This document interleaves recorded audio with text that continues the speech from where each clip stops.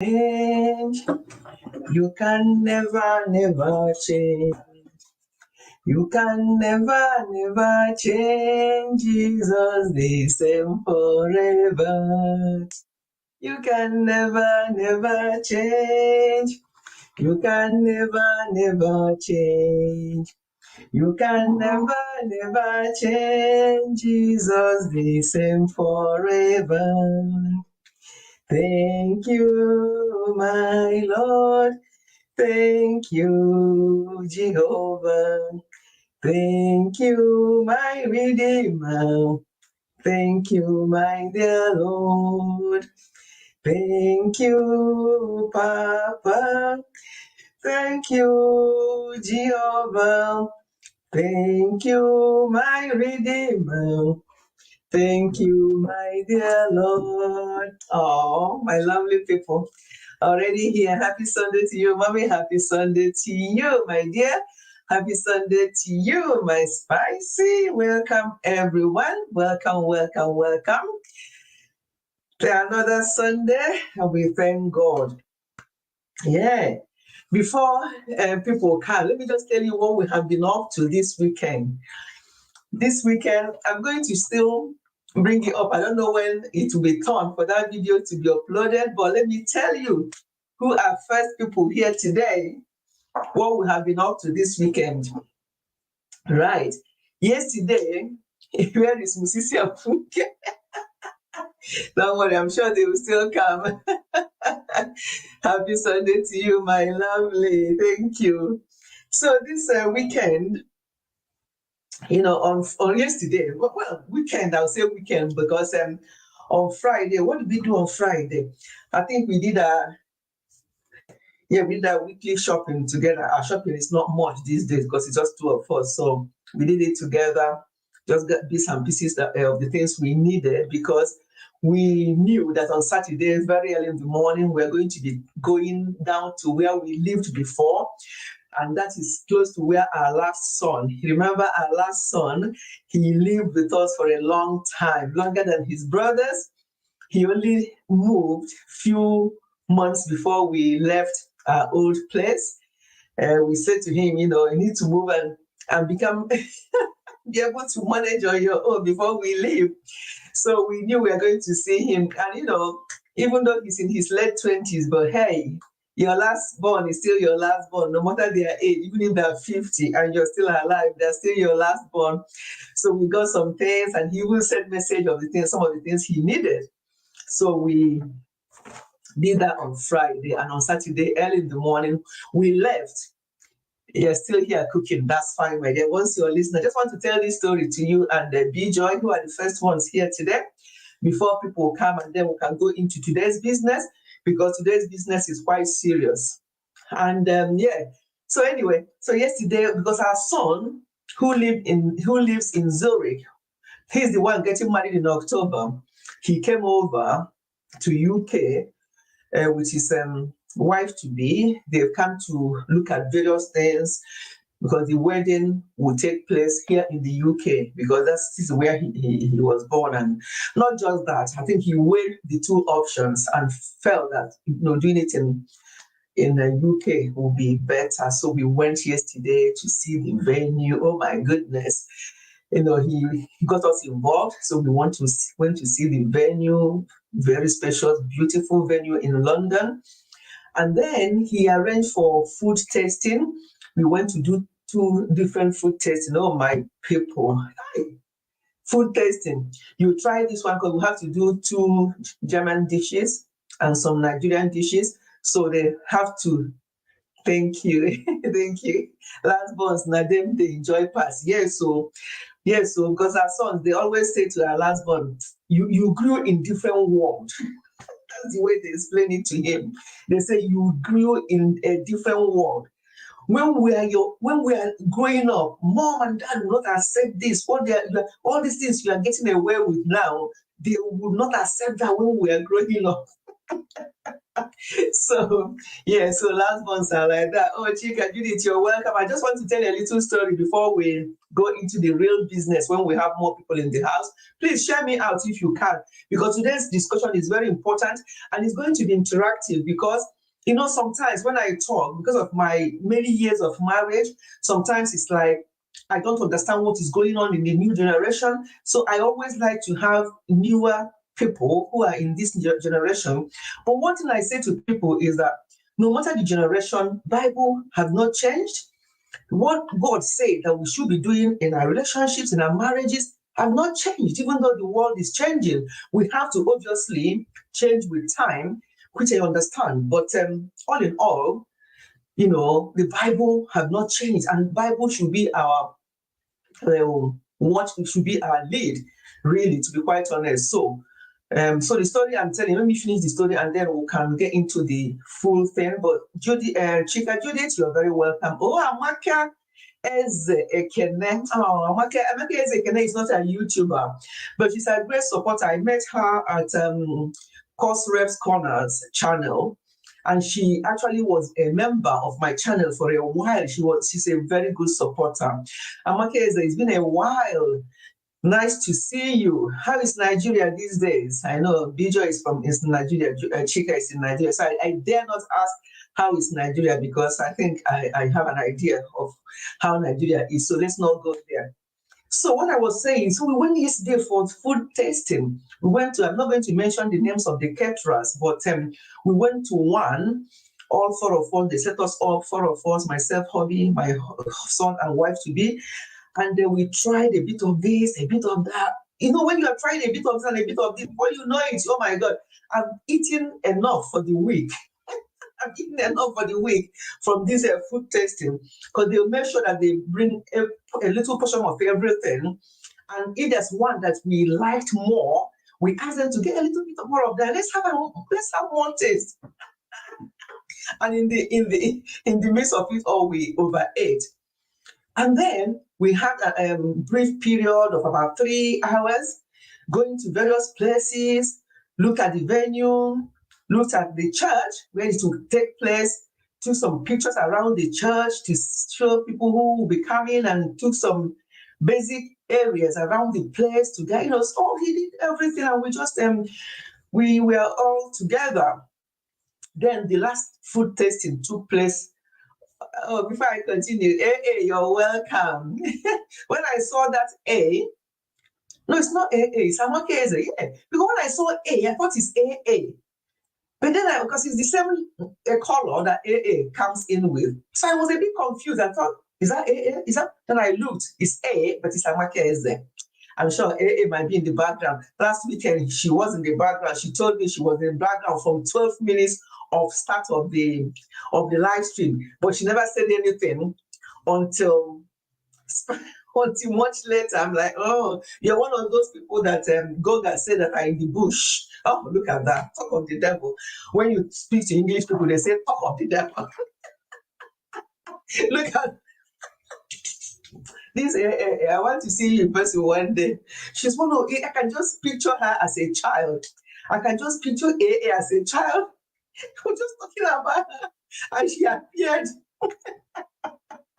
For food testing. Yes, Visual Special. Mommy, next time I better call me for food testing. Yes, so it's something new to me as well. I didn't know that these things happen, where you have to go for food test. Have I missed anything? Okay, it's so hot over here. Yeah, I can imagine. Okay, for food testing. Okay, it's not. I thought AA has changed that marker. Yes, I saw it as A, the color and everything, but it was only one A. That's what confused me. Then I have to look at the name and say, oh, that's not AA, it's Amake Zekene. Okay, she's naughty and sweet, yes, she is. Another thing I've noticed about AA is that she's one of those people that can be a bit impatient with people. She just wants you to get on to the point, no messing around. But I mean, you are very jovial as well. You love chatting, and so we can't all be serious all the time. We have to. But she kept saying, get on to the point. I want to know what's going on. I want to know what you want to say. And I'm like, hey, oh my God, what were you like as a child? You're like, now, go on and do it. So what did you say, mommy? Mommy, when are we doing this? That's the type of person. And so you dare not tell your children off, if they start saying, Mom, get on with it, Mom. Mom, where are we going? Are we there yet? You enter the car with them. We are going for a 3-hour journey. 5 minutes into the journey, are we there yet, Mom? No, we've got another 3 hours to go. This is now my children when they were younger. Then you keep driving. Because we used to drive from Scotland to London. You can imagine, 8 hours drive. After 15 minutes, are we there yet? No, we've got nearly at least 8 hours to go, but we're going to stop at the filling station for you to have something to eat. Okay, then, Mom, we'll be driving, they'll fall asleep, they'll wake up after 30 minutes or after 1 hour. Are we there yet, Mom? I'm like, any more of are we there again, Mom? You will not like what I'll do to you. You get so is that kind of child. And now she's a mom of teenagers, I think. And you dare not tell them off because I can just see you. You're that kind of person. Let's get on with it then. So I want to hear what you're about to say, Mom. You said you're going to tell us what happened. I'm like, oh God. Let's have fun first. And then we can go into it. So that's her. Oh, here comes Musisi. Oh, did you pray for these lives? Not yet. Because I was waiting for you people to come in. I don't want, it was just myself and B-Joy and Spicy. And I thought, let me wait for people to come. I was just telling them a little story of what we were up to this weekend.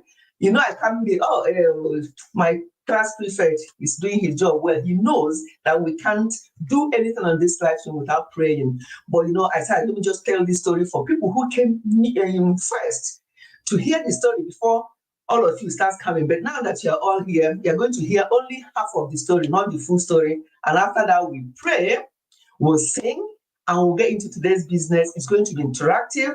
There's no right or wrong way into today's discussion. It's going to be like an eye-opener. We all learn and get from each other. When we talk about these things, please throw away the fact that Mami Fechi has been married for 40 years. Throw that away from the window. Open your window now and throw that away. Because it does not matter how many years. I've told you about some of my friends who have been married for 41 years, 42 years, and they're not together now. So it's not how many years you've been married. Some people can be married for 40 years, and somebody who has been married for 10 years have got some experience to share. So please, let's throw that from the out of the window about how many years we married. Oh, Mami Fechi has been married for 40 years. Oh, she's raised up children who are now adults. She's now having grandchildren. She knows this and that. No, we all learn from each other. I'm at the background. Okay, don't be in the background for too long because you're going to come up the stage and have your own opinion later on. So don't be in the background for a long time. Mommy, continue the food tasting now. B-Joy, are you now like AA? When you look at B-Joy's comment, she's super. Yes, so have you rubbed into her? Prissy Space, welcome. We're having a bit of fun first before we can now pray and get into the serious business. B-Joy is impatient.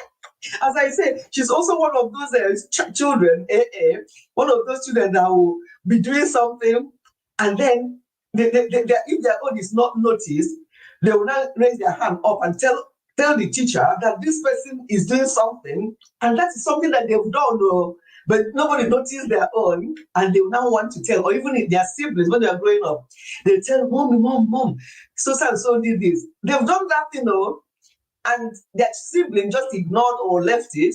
They will now go so that they will be the one that will report. They will be the ones. Yeah, I can see that. It's telling me about B-Joy being impatient. Okay, let's finish this before we can now start. You're welcome, everyone. I'm so glad to see you. I know we have fun here every Sunday. We always like to have fun, and then we also talk serious business. So the food tasting involved two? Don't ask me the names. When I do the video, I've recorded this. I'm going to do on the video. I'll show you the names. Don't ask me to pronounce this. A German food name. Don't even try. Anyway, so we tried 2 of those. We tried our own Nigerian dishes.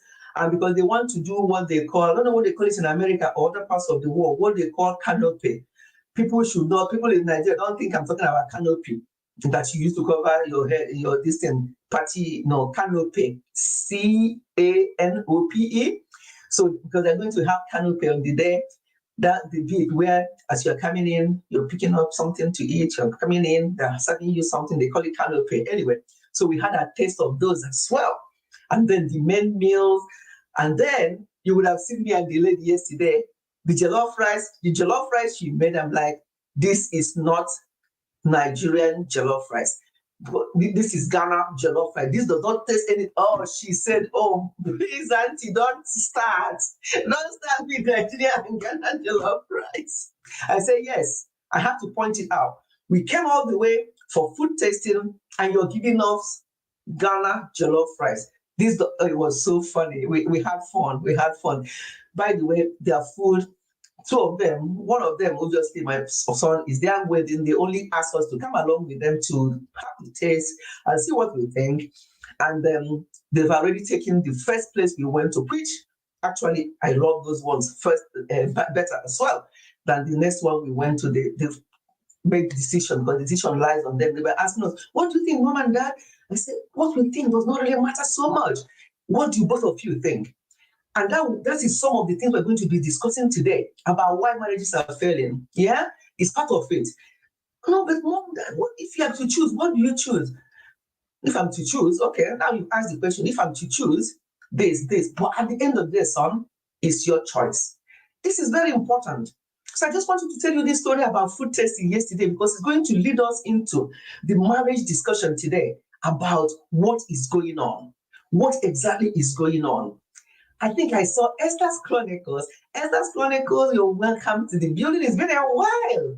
Esther. You're very welcome. Nice to see you here. Momo, you're very welcome. Thank you for coming. Thank you, everyone. Wow. We're going to have a lovely discussion today. I'm going to be, after I've prayed and sang a couple of songs, we're going to drop the link so we can become interactive. We want to learn from each other today. And as I said today, please open your window and throw the fact that I've been 40 years married, throw that away from your window today. Let's have an open discussion. Let's have an open mind. That's the way I want our discussion to go today. We want things to get better.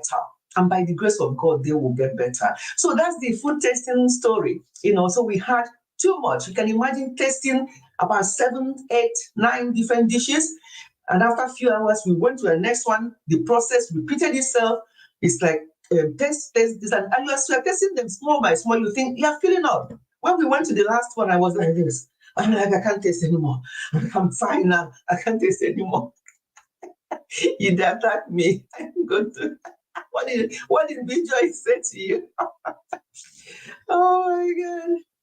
Yes, as you are joining, please don't forget to, so please don't forget to thumb up, share with your village people, whether they are good people or not, just share with them.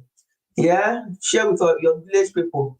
Okay, you can do anything. Let's come on. Please, for the of you coming in from Nigeria, there's no let's come in here. The only, and even Musisi, I know Musisi is in Uganda, but Musisi is a big boy, so I'm not pitying him for that. But those of you dialing in from Nigeria, there's no let's come in for you. You're all fantastic for even coming at all. So I appreciate you all. Yes, please, thank you for reminding. Thumb up, please, thumb up for me, and share if you can, so that people who, if they don't even come to the live stream today, they can replay it, because we're going to spill some things today. And I've already done a sit-down video, which is about 8 minutes. It's part of it to be discussed today. But in that video, I told them that this live stream will come up before that video, because not a lot of people will be at the live stream or be able to replay a 2-hour or 3 hours live stream. So that's why I always want to make sure do sit-down video. Now that I'm back from Nigeria, on Tuesday, you are going to welcome me back from Nigeria properly. When you see all the things I came back with, oh my God, Maureen Chinonso, Momo, your name was mentioned several times. I can't help it. On that unboxing video, you people will hear Maureen Chinonso tired. And that unboxing video is coming up on Tuesday. Wait for it.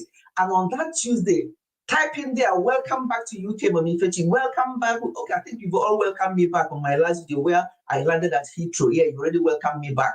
But when you see the unboxing on Tuesday, welcome me back again and know that that's the end of the Nigerian vlog. Oh my God.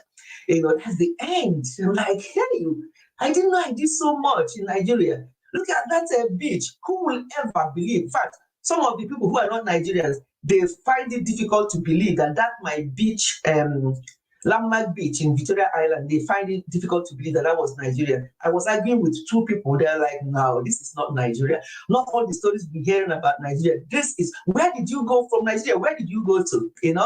And it's true. That's what I asked him, because it didn't look like Nigeria. That's why I'm praying that Nigeria will get better so we can all jackpot back and enjoy that kind of environment. We can't wait to see the video, Mommy. Hope it's premiere. Yes, I put on premiere on Tuesday by 5:30. Come with me and see what I came back with Nigeria with. One of them I kept talking about. People will know already what that one is. I don't need to repeat that. That one, they sweep me past. That particular one.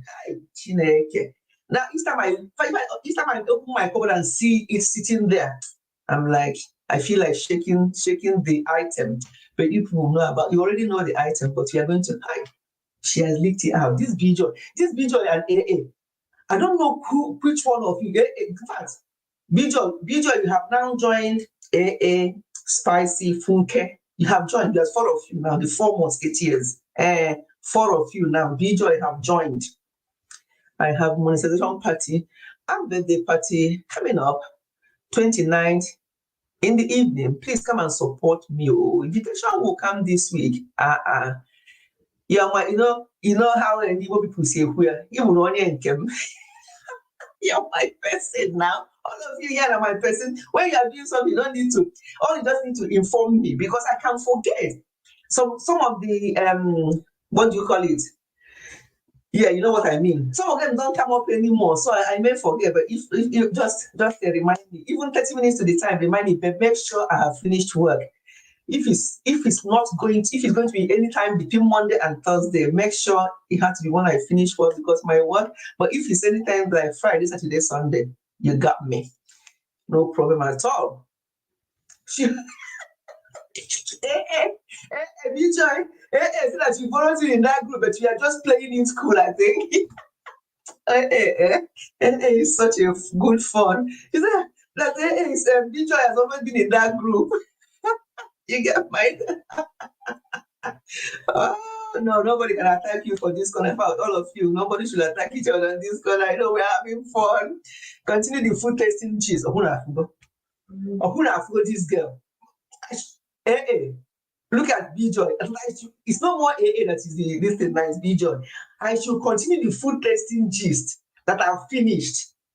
So we can't get into the real discussion today. We're going to talking about food tasting, and you'll be there swallowing saliva. You didn't even taste the food with me. You'll be there swallowing saliva of the food that were tasted. And you want me to go and start the gist again?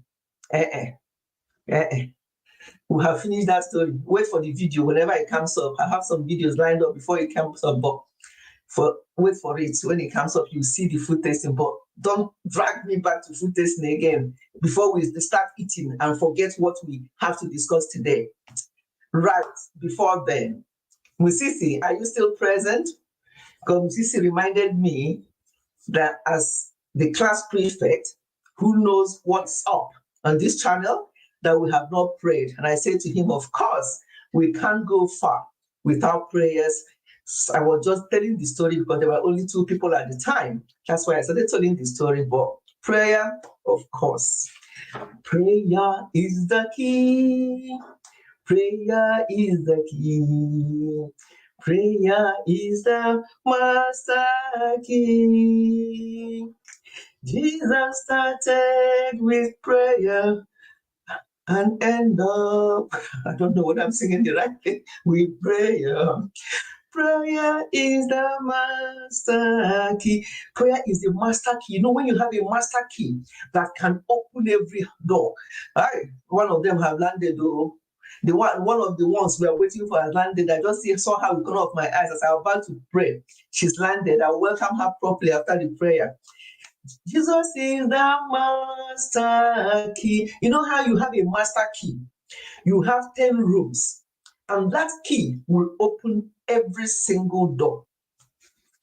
But when you now have a key that can only open one door at a time, another door you have to just use a different key, is no longer what we're talking about. So Jesus is the master key. He started with prayer, he ends with prayer. So we have to always start our day with prayers. I'm sure some of you have been to the church today, you've prayed, you've interacted with people, and you are here today. We cannot pray enough. We cannot pray enough. So, Father, we thank you.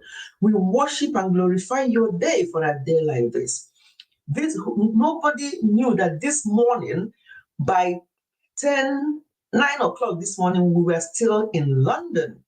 We traveled back from London, but we slept over after the food tasting and stuff.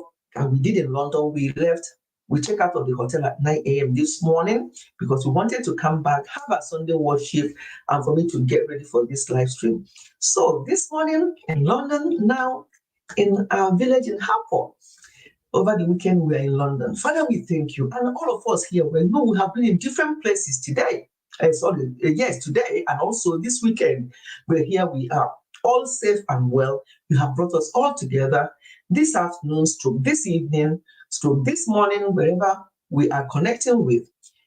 Pray that we are going to have an important discussion today that is going to be interactive. It's something that we all know is going on, but we have to keep talking about it. We don't mind talking about it 100 times. It doesn't matter. Once the problem is still there, we have to keep talking. So, Father, we're going to have that discussion today. Let's have an open mind. There's no right or wrong way of doing things, but we can share our experiences and share our advice. If people think that is valuable, they can have it. If not, they can drop it. That's how the world is. You don't force anything on anybody. So, Father, I thank you for every one of us present here and those who are going to join us later and those who are going to replay this live stream. I pray that everyone will benefit from what we're going to be discussed today. And I pray that you give us that spirit and that mind to be able to interact and unite and agree and with one another and love one another genuinely and be where people are. When people are hurting, we should be there. When people are rejoicing, we should be there. Thank you once again for today.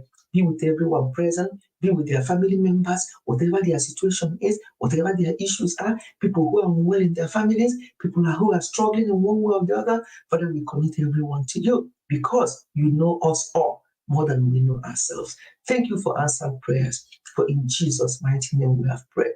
Amen. Amen. Yes, I can see people who are saying amen, who join in the prayer. And some people are typing, I'm in trouble today after this prayer. We are still praying, and some people are chatting and disrupting. You see, was concentrating. Her own amen was with capital letters. And Spice was, yeah. But Funke, you're in trouble. You are. Funke came in just as before we started praying. Instead of concentrating and saying amen like others, she was busy talking about how she's going to be in trouble. What kind of children are this? See, oh God, people won't kill me on this live stream. As I'm talking about her, she then did her own prayer. Amen. How far with her? She did her own amen.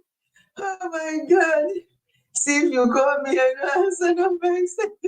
Oh goodness me. Funke, how you people make me laugh so much. Oh, yeah, kneel down and answer. Oh God. Okay, my people. Before I drop the link, Let us have some praises. Let us praise God. Let us worship Him. Let us adore His holy name because He is wonderful. He is so good. Lord, you are good. You are so good to me. You are.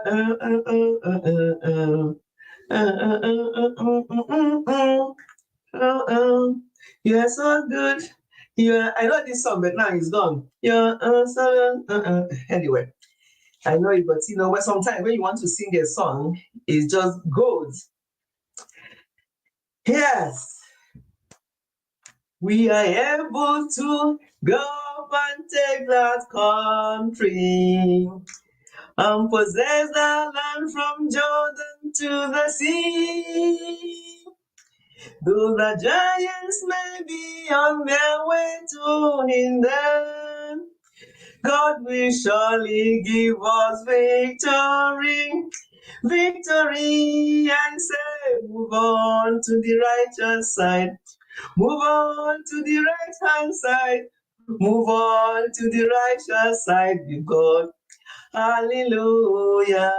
Move on to the, I say, move on to the righteous side. Move on to the righteous side of God. We are able, God, to go up and take the country, to possess the land from Jordan to the sea.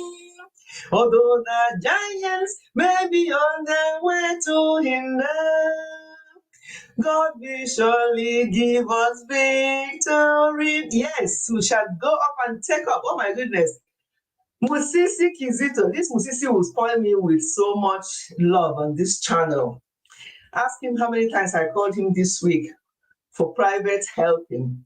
And each time you call him, he will send you, he will reply sharp, as if he's my standby PA. With no, and he's the one that's chatting me as well. He will reply quickly, love, when you love somebody, when you really care for somebody, you can just go extra mile. So I mean, he will send the message, and if he thinks that I don't understand it, he will do like a voice note. Look at that. Look at that. Musisi Kizito, you're delaying our visit to Uganda, though. You're delaying our visit to Uganda because I want to see you in person. Yeah, so if you think that that's not enough, he will do like a screenshot or something. He will send it to me, and he will say, have I understood that? Like, oh, God. Musisi, remember, super chat, offline support, everything. Thank you so much. Thank you. Thank you. Thank you. I know Daddy has been saying, when is Musisi's birthday? Can I say we only just had birthday not long ago? So I don't think his birthday is coming until later on in the year. Because he knows I'm always talking about Musisi, his help, his support, and everything. Thank you so much. Remember, for 16 months, gifted Ifechi family membership. Oh my God. The support is too much. Musisi, thank you so much. I really, really, I lack words sometimes. How are you doing? And how is okay? Yeah, wow, exactly. Wow. Thank you, Musisi. Thank you for all you do. Thank you. I think these are the people that making sure that I don't stop this YouTube, because sometimes I say to myself, you know what? If you get a CB, if you get, but I have people who are on standby now, that even if I need further help with the editing, that they are there. I have people who are ready on this YouTube. I'm like, wow. So no stopping anything, not stopping soon. The only thing that will make me to stop is when I don't have enough thing to say. But as you know, now when I open my mouth, there's always something to say. and as you all know, Alzheimer's and dementia is not for us. So it's not even a case of, I'll forget what to say because of Alzheimer's or this one. Even if I reach 100, no Alzheimer's, I go to still remember Funke, I go to remember Joy, all of you, that we are disrupting the class when I was a bit younger.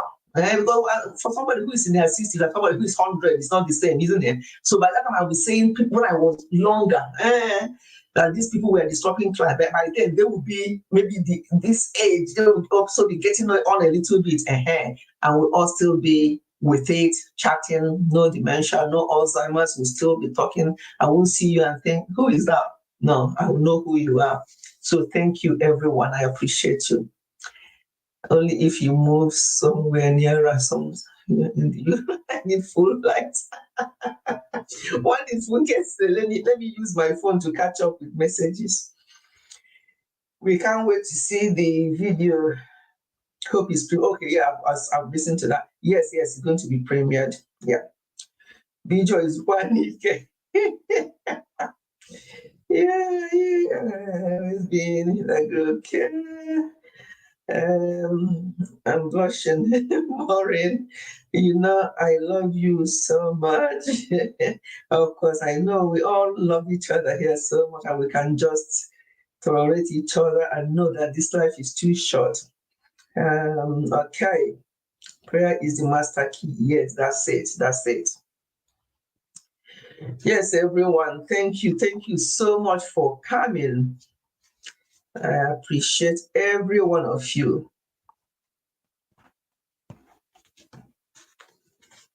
Right, let's see.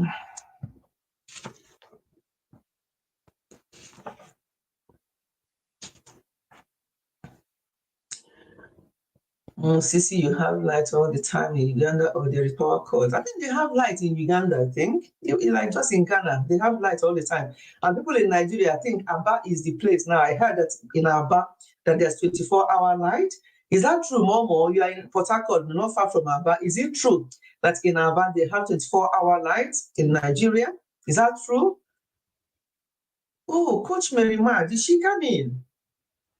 I see somebody saying welcome to her. Coach Merima. You're welcoming her. Where is she? Or am I seeing things? Ah, okay. And Musisi gifted 5 people membership. Wow. Musisi, I don't know. Thank you so much for gifting those memberships. Thank you. I hear somebody say, Coach Merima, I see you. Maureen, where is she? Did she come in? Or is my phone slow? I've refreshed. I can't see her because I wanted to thank her especially, although I have a video coming up. My birthday was 2 weeks ago, just over 2 weeks ago. And before my birthday celebration, she sent me a super chat, an amazing super chat, Canadian money. And I have not really had a chance to thank her, but I have a video coming up to thank everyone who attended that day and everyone who super chatted and more. Because what happened that day, I'm still overwhelmed by everything that happened on that day. So, Coach Merima, if you're here, for some reason I can't see you, but I saw somebody greeting you. If you're here, I appreciate you so much, sis, for that amazing super chat and support on my birthday. But as I said, the video will be coming the time we saw right here, really.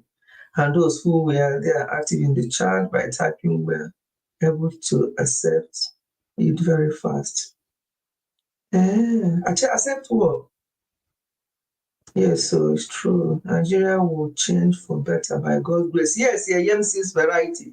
Yemsi's variety, did I welcome you? Did I welcome you? I don't remember when I welcome, but you know now, whether I welcome you or not welcome you, you know now, you're married. I know you don't. Yemisi is not Igbo. I'm speaking Igbo to you if you don't understand, you're married. Let Ibijo explain to you what I meant. Thank you so much, MC. I forgot to welcome you. Thank you for coming. Thank you, everyone, for being here. Thank you.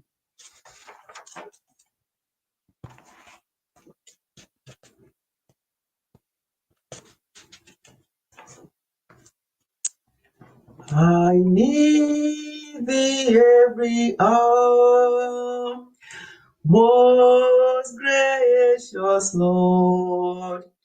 No tender love like voice like mine can peace afford. I need thee, and oh, I need thee. Every hour I need thee. Oh, bless me now, my Savior. I come to thee. We need him every hour. Join me to sing this song once more, and we can get into today's business. I need thee every hour, most gracious Lord. No tender voice like thine can his afford. I need thee, oh, I need thee. Every hour I need thee. Oh, bless me now, my Savior. I come to thee. My shackles are gone. My shackles are gone. My spirit is free. My spirit is free. Oh, praise the Lord. He lives in me. My sins are forgiven. And I am free. I am free. Oh, praise the Lord. My shackles are gone. My spirit is free. One more time. My shackles are gone. My shackles are gone. My spirit is free. My spirit is free. Oh, praise the Lord. He lives in me. My sins are forgiven. And I am free. I am free. Oh, praise the Lord. My shackles are gone. My spirit is free. If you know as if it's before, I would have stood up and I would be dancing, but today I'm sitting down. All those food I ate yesterday, I'm still feeling guilty. It's too much. It's too much. But tomorrow is Monday. And those of you who know me in my health channel, I say how I do my intermittent fasting and how I maintain my general well-being is that on Mondays, every Monday, my body actually, seriously, my body understands that now, that every Monday, no food is going inside me. Apart from green tea, I start with mug of coffee in the morning with some essential oil in it. Then the rest will be green tea, normal water, green tea, normal water for the rest of the day, every single Monday. And my body understands that. I think if any Monday I start eating anything, my body might start talking and say, what are you doing? What are you doing to me today? Have you forgotten that this is Monday? That's how I spend I maintain my health. And remember, intermittent fasting is good, very good. If you are able to do intermittent fasting by eating once a day, you eat in the afternoon, like midday, you don't eat anything else, but you have to be drinking fluids until the following day, the same time, that's 24 hours or so. But my own is different because on Monday, all through Monday, nothing until Tuesday morning, I now start with my normal morning routine. It does various things to you. Not just, listen, when I talk about intermittent fasting, looking after your health, today we're not on health channel, we're talking about health today, but I just want to mention this briefly. When we talk about health, please, my people, don't always talk about losing weight. I hear people say this, oh, I'm too fat, I want to be slim. You're getting it all wrong. You may have a little bit of flesh, like I do, because I've said it before, I don't want to be slim. It won't fit me. If I'm so slim, all of you will say, please, we like you the way you were before. And I know what I'm talking about. So it's not about being slim, it's about being healthy. We have to get this right. When we talk about intermittent fasting of any kind, I'm not talking about the spiritual type of fasting. I'm talking about fasting to maintain your health, to clean your inside. The only way you can clean your inside when it's dirty is to do intermittent fasting, is to leave your guts to rest, to your stomach to rest without eating all the time. Bombarding it with food, you are actually damaging your inside. I'm talking about adults here. I'm not talking about children. Those of you with children, please feed your children very well 3 times a day. But for adults, you don't have to eat 3 times a day as an adult. And that's even a way to save money now that Nigeria and everywhere, not just Nigeria, you go to the shop here, just 2 of us. The shopping will come out with them like 50 pounds. What did we buy? Yeah. So it's everywhere. So it's a way of also saving your health, improving your health, and saving some money. Try intermittent fasting by eating 1 day a week. Sorry. Hey, everyone, 1 day a week. Because no, don't eat 1 day a week. I don't want anybody to collapse. And he said that I said, no, 1 day, 1 meal a day. Try that. It will help you generally and it will help your pocket. But if you have children, please feed them properly. I saw Tales by Imma coming as we are talking. Tales by Imma. Her story takes me back to the olden days. Keep them coming. I just finished listening to one this afternoon before I started this live stream. Tales with Imma, thank you. Keep them coming. I think I saw somebody else, Obvious World. Let me see my phone. Obvious World came in as well. She's also based in Nigeria.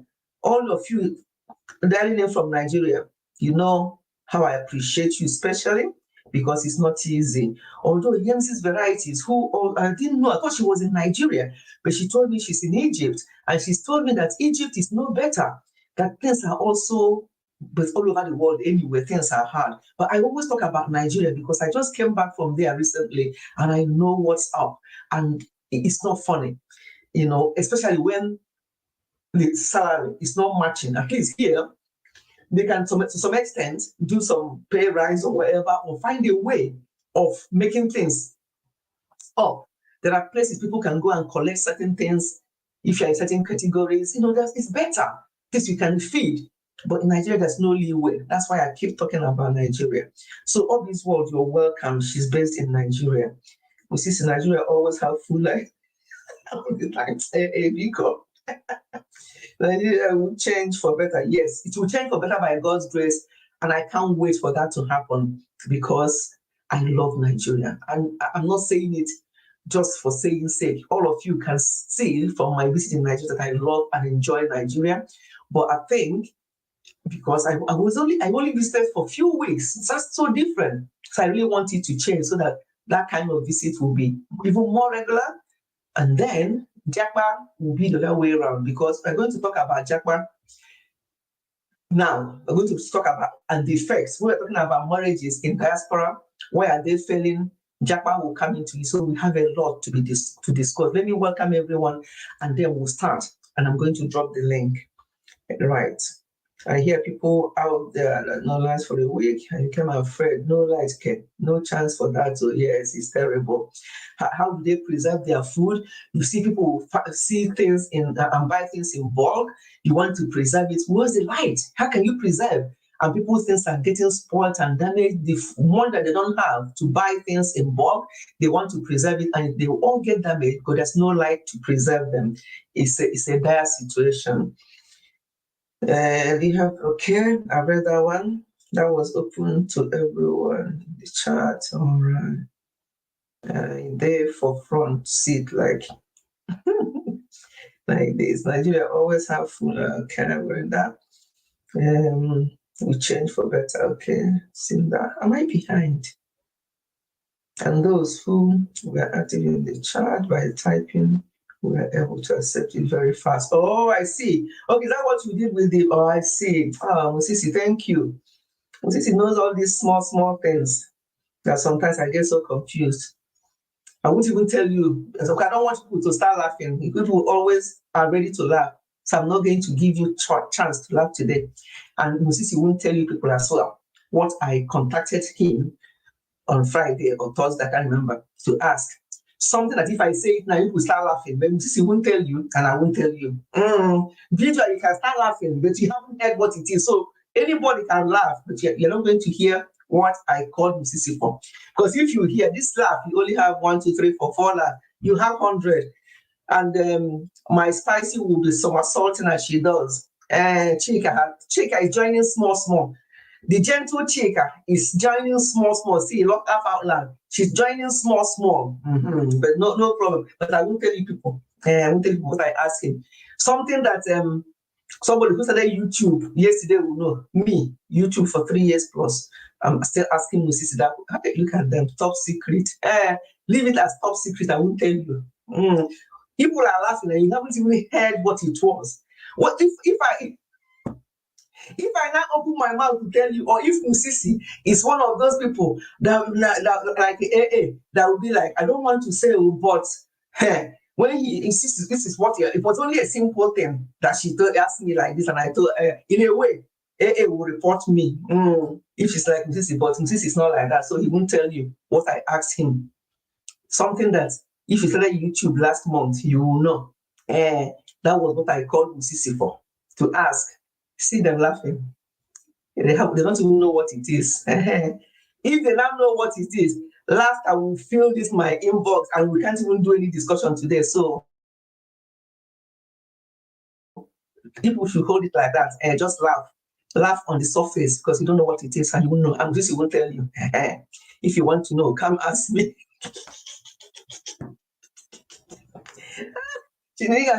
She's somersaulted.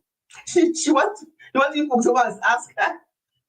My battery is running low. Make you know wrong low. You need to be here to listen to what we're going to say because it will benefit all you young mothers and everyone. And those of us who have been married for many years, it will benefit us as well. Look at Tales by Uma joined this family recently, and she's already been trained by AA, Funke, B Joy, and Spice. Look at Tales by Uma. She's already joined. You know, when you come into this family, there's a way it rubs in. there's a way it rubs into you that she doesn't. She's joined in the laughing squad. We will get Musisi to confess. He won't though. He won't confess. He won't tell you, Mom, okay, I will eat your rice. We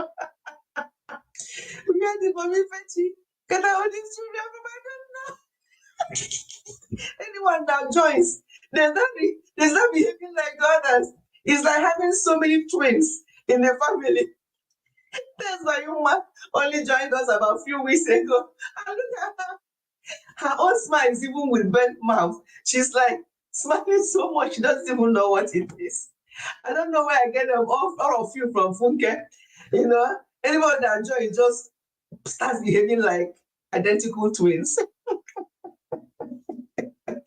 Oh, God, Smile is a good somersaulter. Yeah, she is. She is. So, child, my people, let us get into this. You know us here, that we can start talking and doing this and that. Before we know it, we won't have much time to discuss. We have so much laughter and joy here, and that is part of it. Yeah, that is part of having a family. When you need to be serious, you're serious, and then you have some time of laughter. Now, Mommy Fetch is no more laughing. All those smiles are out of my face. Now, let's go into this gist because, yes, if you see me laugh again between now and when we finish this discussion, if you see me laugh again, know that I'm not serious with this discussion. So don't make me laugh, any of you there. Don't make me laugh because this discussion is serious. And why I want to talk about it more is that I had a couple of DMs directly to me when the things that happened on social media. I'm sure some of you must have seen the video. When I talk about it, you will know what I mean. And some people have actually DM'd me, 2 people DM me. AA is laughing. She wants me to laugh. I said, I won't laugh from now on. I'm going to get serious. So AA, I won't laugh. Video, I look all the village people to practice juju of me. Then I will confess. You won't confess. I know you won't confess. Don't tell them. Hey. You can imagine telling them that and they will say, hey, Mommy Fetchy, now. So let me smile for me now. No, I won't. Stop laughing, guy. Oh my God, you cheated. Yeah, but people know how to put someone in temptation. Mutual says that you smile small. Now, Spicy said, stop laughing, guy. And then she put all the smiling face. You just laughed. It's children. I just want to know what people were like when you were like 5 years, 6 years, 8 years. Honestly, I'd like to know what you are like. He said you are laughing, Mommy. See Spicy, see Musisi boasting, he won't say anything. Yeah, he won't. He won't tell you people. Hi, can you imagine if Musisi tells anybody this? All of you will be like, But I'm sure some of you will still be, it's okay, Mommy Fetch, it's okay. But inside you, you know it's not okay. But people will just want to make me feel better. I say, no, it's okay, we forget these things. But still, He won't tell you. Yeah, leave me, Joy. Yes. She can tell her to leave me alone. Or Guinea, leave me alone. Right. Marriage in diaspora. Why are they failing? Alarming statistics. Let's get serious now, my people. We're talking about diaspora. I know that's quite a number of you here in Nigeria. We still hear stories, similar stories in Nigeria. But why I want to talk about diaspora is because of the way things are done here. I will ask you, but tell me, I won't. We are getting serious and she's still disrupting the class. She's still taking me back to what I asked Musisi. Okay, I'll tell you. I'll tell you. Let me pour water on my body and come back, whether it's too hot. Really? Hey, this hot weather in Nigeria, God have mercy. Because even when I was there not long ago, it was hot, but the way people are describing it now is actually frightening. People who are already in Nigeria since, who I know you don't get used to the heat, but the way they are describing the heat in Nigeria now is worrying. And when I was there, it wasn't that bad. It wasn't that bad. Wow. Wait for me. Oh God. Yes, so why I'm talking about diaspora in particular, but please, wherever you are, Nigeria, Ghana, Uganda, UK, everywhere. It affects everyone. But why I want to concentrate on diaspora is the fact that a lot of people are doing this Japa business and coming to the UK, to Canada, to America, to other parts of the world that they want to go to. But I'm going to concentrate on the country where I am, where I have lived for the past 37 years. So before some of you were born, I've been in UK 37 years. The way things have changed. Some of the changes were for the better, some of them not so good. But there's something that has not changed in the UK, and that is the law. Law and order that have not changed because they know the implications of not keeping the law. And one thing before I even go into this discussion and before I drop the link, one thing I want to beg everyone, if you know anyone who is planning to Japan or any of you here are thinking of that, when you come here, when you do something, please do not say that you're sorry because Oyibo don't understand that language. Once you say that you're sorry, as AA confirmed the last time we said here, AA lives in UK, so she understands what I mean. Once you say you're sorry, you have admitted to an offense. It may well be that you didn't even do what they're accusing you of. And you're saying that you're sorry because you think that that will let you off the hook. You've actually doing yourself more harm than good. Please keep your sorry in your pocket when you come to the UK. The only time you can say, I'm sorry to somebody in the UK and it makes sense to them is when maybe you are walking and you knock on something and that thing fell. You can say, I'm sorry. And they'll say, it's okay, whether it's okay or not. They'll say it's okay, you just take it and go. But when you commit an offense, please, if you don't take anything away from today before we even start this discussion, because this I'm sorry have put a lot of people in trouble in the UK. Do not say I'm sorry. Whether you committed the crime or you did not, I repeat, whether you've committed the crime or you did not, do not use the word I'm sorry. You can try and explain yourself as much as you can. If you have your alibi, you have people that support you, you have documents to support what you're saying, you have people to witness for you, you have all that. You can bring those in, but please, I am sorry. These 3-letter words, yes, don't, please, because our people, we are like that. If somebody might be walking on the street now or will be doing something, and the person will say, hey, oh my God, and you hear somebody from there, and people will say, oh, sorry, they won't tell you sorry here. If it's not there, they didn't cause the problem, and you knock yourself, or maybe yes, bleeding there, they're not going to tell you they are sorry. But our own people, very small thing. But I don't blame us. That's how we are raised up. But I'm telling you, it's okay to do that back home. And I'm not telling you about Canada or US. I don't know what operates there. I'm telling you what operates where I have lived longer than I was 26 when I came to UK. So 26-year-old girl. when I came to the UK. Now, how old am I? So I've lived here more than I've lived in Nigeria. And I can tell you, can close my eyes and tell you about these people and about what oppress, the good, the bad, and the ugly. There are so many good things I've learned here over the years. There are many bad ones that I said, God forbid, I will never do that. I can never accept that. That can never go in my DNA not because I've lived here so many years, I won't take that. So, this three-letter word, I am sorry, drop it, especially when there's an offense committed, whether you did it or you didn't. Do not say, I'm sorry. When somebody hurts themselves and it wasn't your fault, don't tell them, sorry, this and that. Don't. Because if you do that one, they will be polite about it. They'll say to you, they'll turn around and say to you, but you didn't cause the problem. It's like, so what are you sorry for? That serves you right for being sorry for what you haven't done. They'll be polite about that one and say, but they'll look at you and be like, it's not your fault. Like, what is that sorry for? Keep your sorry to yourself. So, you know, they have nonsense. No. No nonsense.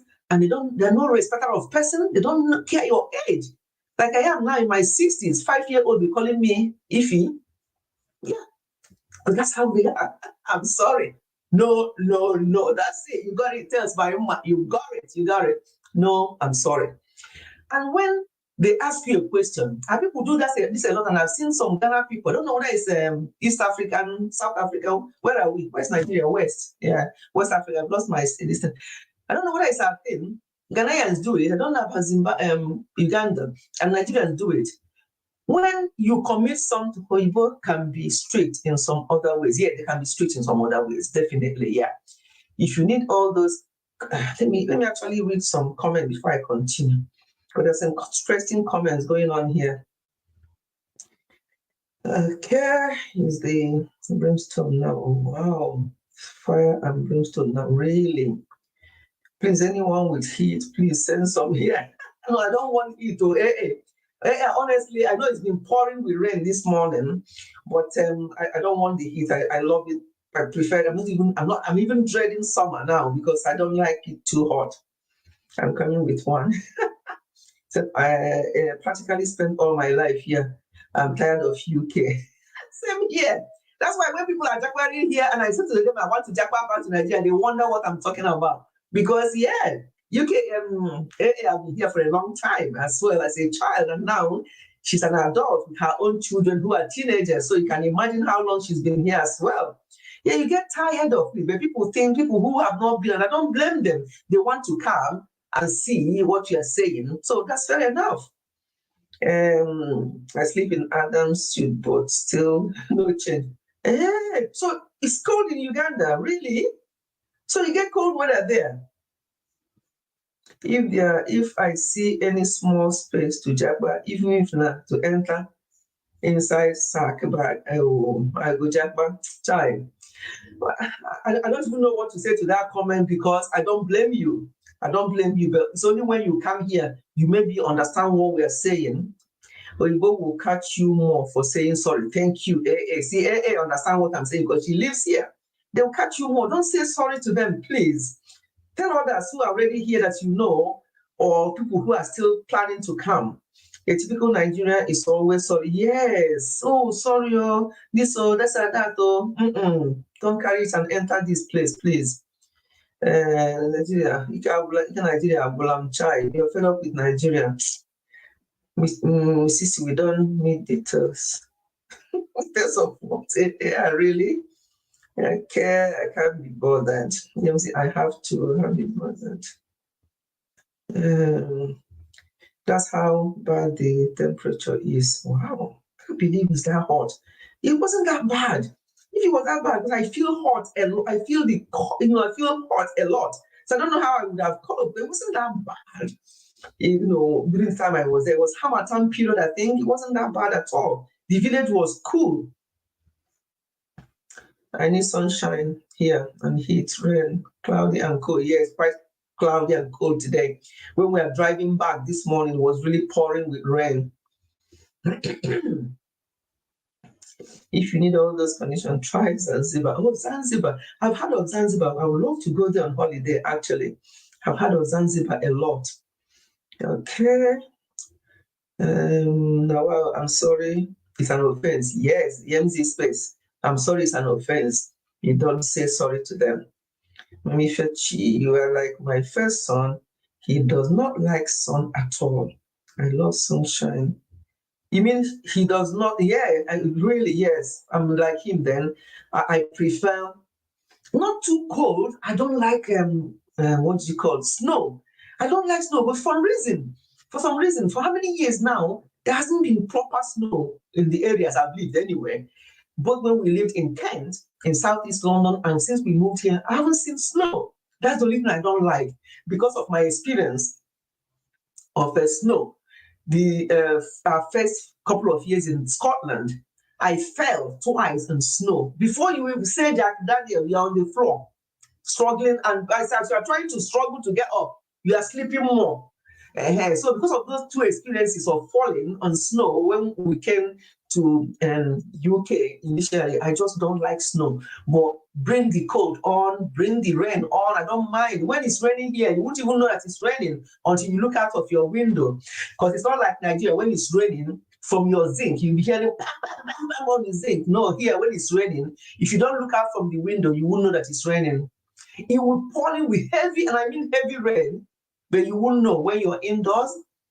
Correct me if I'm wrong, unless there's any other kind of building that shows. But the top of your building, of yours, you won't know that it's raining. It's only when I look at the window, I'm like, oh my God, look at this, it's pouring with rain, but you won't know from inside. That's how they build their houses here. When are you bringing B-Joy here? Yeah, B-Joy, I would have carried her with me when I was coming back, and nobody would notice. You know how we normally, because at the end of this flight, we're going to be going to somewhere. I don't know where we're going to be going. We're going to be going somewhere. You don't need passport. You don't need fare to go to that place. I wish I can just do that. We have done that with B-Joy when we're coming back. But yeah.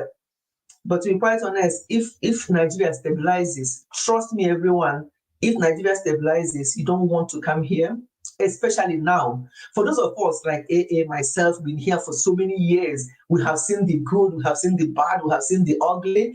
Those of you, if you are coming now, all you're going to be seeing is the ugly.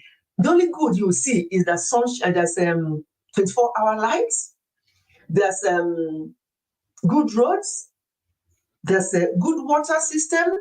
These three things, which are basic human needs, you find them, but they're not free.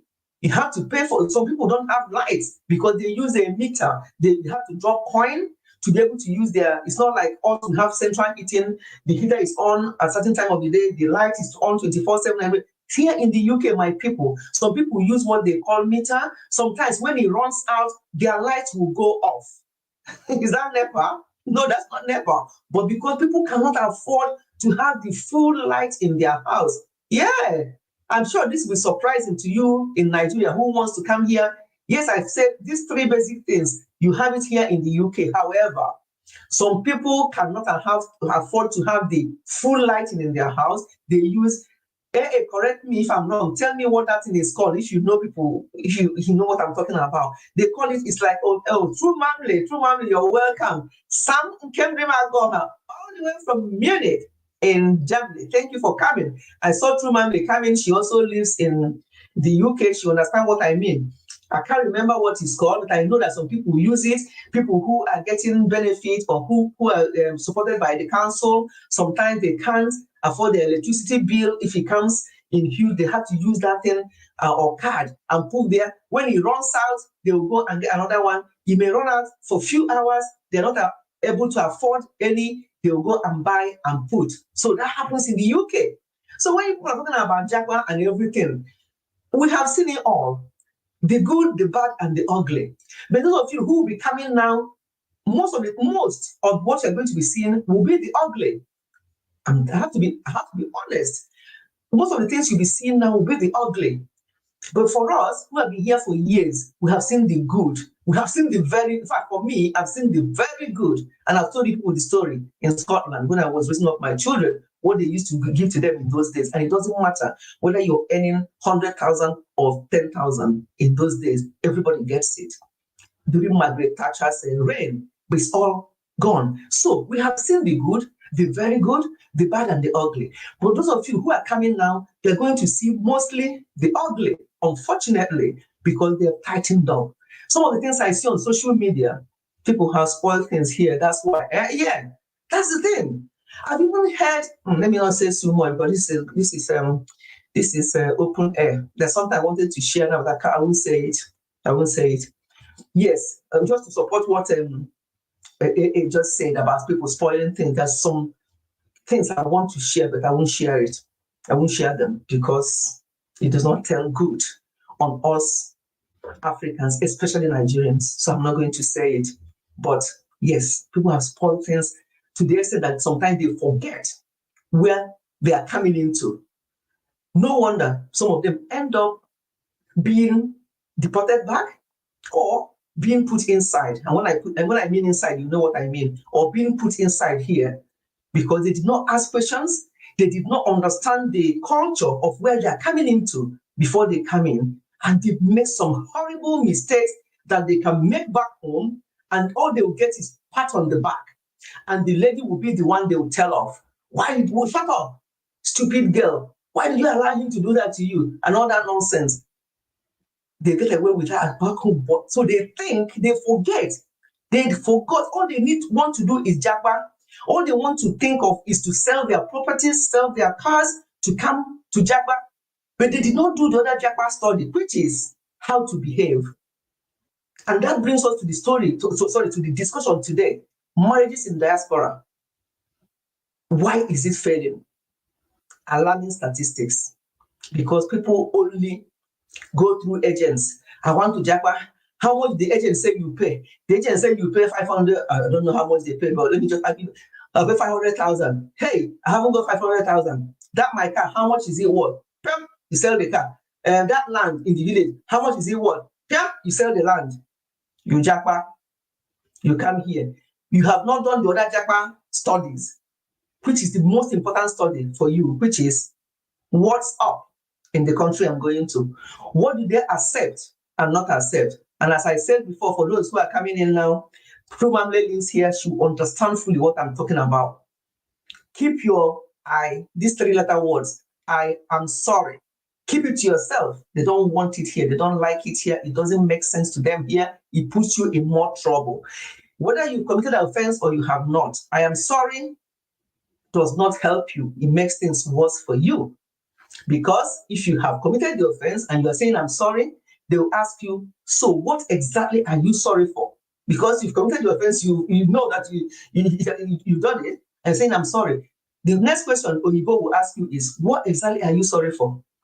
And if you know you have not committed the offense, and you are saying, I'm sorry, to them, the interpretation is you actually now admitting that you committed the offense by saying, I'm sorry. So either way, you can win. So please, keep your I am sorry to your pocket. Until you visit Nigeria again, you can start your I'm sorry because they like it there. They like I'm sorry there. But when you come here, please do yourself a huge favor by not saying I'm sorry to them.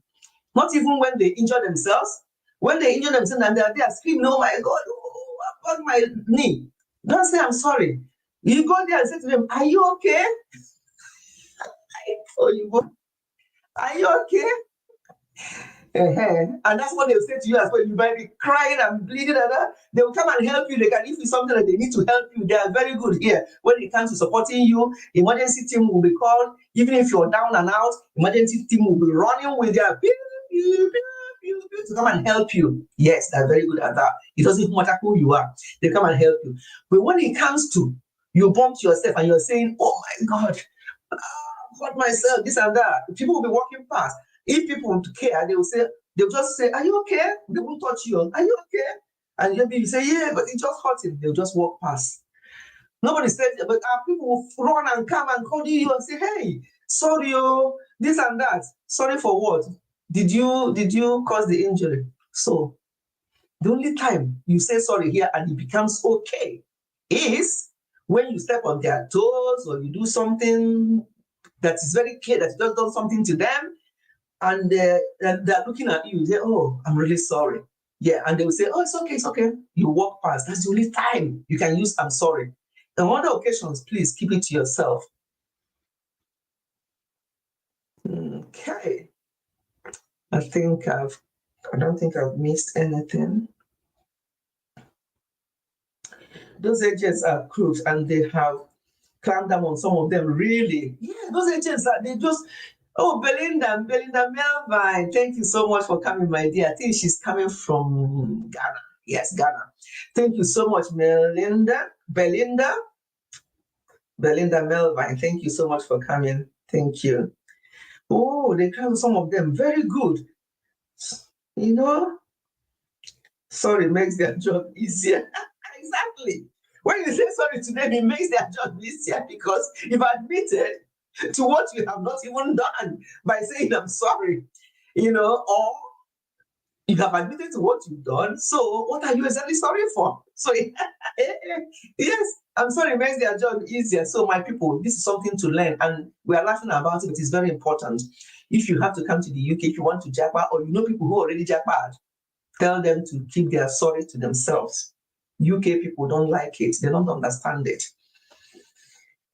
Okay. Musisi, okay, welcoming Belinda. Funke, I don't understand what you are saying to Funke there. Please, someone help me root Funke back to the chat. She is trying to hide. And here she appears. She's here. Musisi wants to be singing for Tales by Yuma. Okay, yes. They like I'm sorry too much in Egypt too. Hey, really? No, not here. Every small thing I'm sorry, really. Okay, see all to their own. Everyone is so different. I'm from Kenya. Oh, Kenya, Belinda, of course. Of course, I met you from Goga. We might be reading Goga today. I don't know whether Goga is on. We might be reading him today. We might be going to Kenya at the end of this live stream. We might be doing that. I'll check on him later on to see whether he's on live. Of course, Belinda, I'm sorry, my dear. Yes, you're from Kenya. That's where I met you, from Goga. Thank you.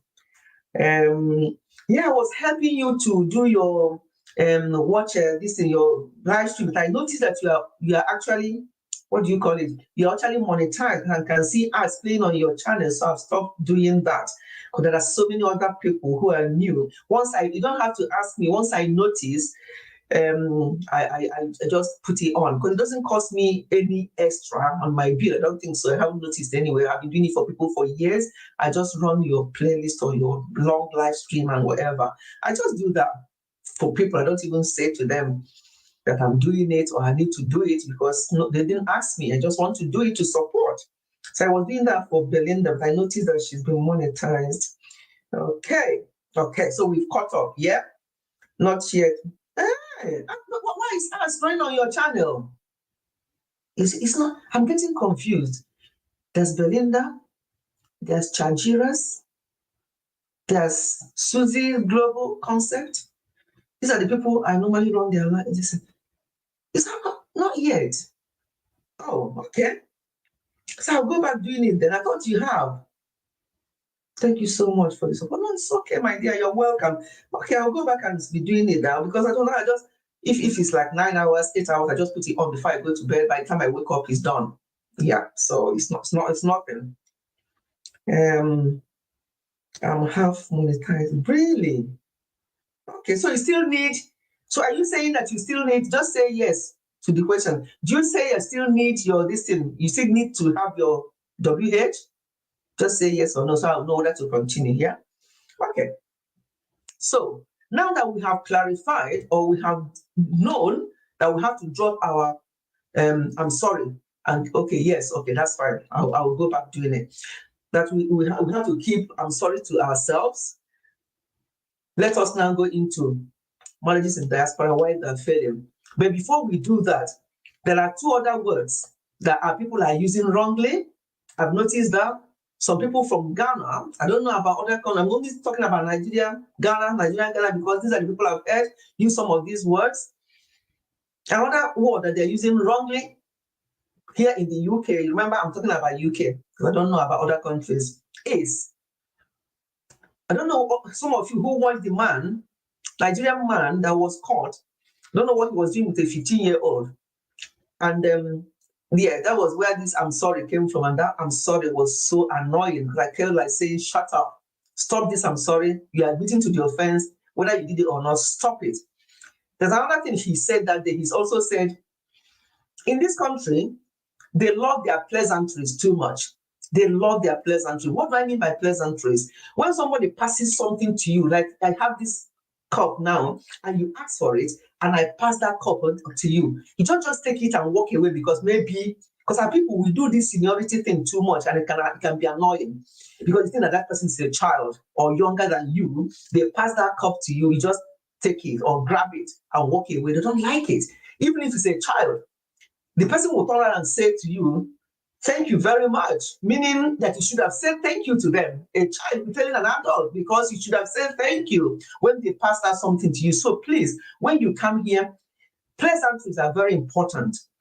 When people pass something to you, say please, say thank you to them. When people open or hold the door for you, say thank you for them. And when you are going and somebody is following you, hold the door for them and don't let the door bang in their face. These are small things that they observe here that is very important.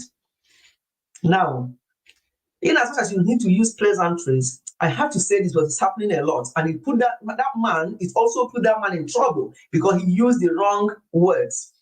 Instead of saying, when they ask you something, do you want a cup of tea, for example? Let me use cup of tea because when you hear them talking about tea here, you think they're talking about amala and ewedu. Do you want cup of tea? Cup of tea with some biscuits? Cup of tea. So if you want cup of tea, you can say, no, thank you, meaning that you don't want.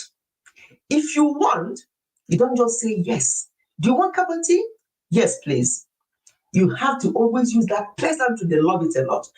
You don't just say, do you want cup of tea? Yes. They will look at you, and the next thing they will say is, please. And it doesn't matter whether you're younger or older than you. So our people are very rude. Let me rephrase that. Some of our people are very rude. And sometimes they don't do it on purpose. It's just because of how they were brought up. I see that all the time, even on WhatsApp messages. They're so rude. You greet somebody when you're I don't care whether you're my son or my grandson. When I'm messaging you first, I'll greet you. That's me. And that's what I've learned over the years. That you just have to be pleasant to people.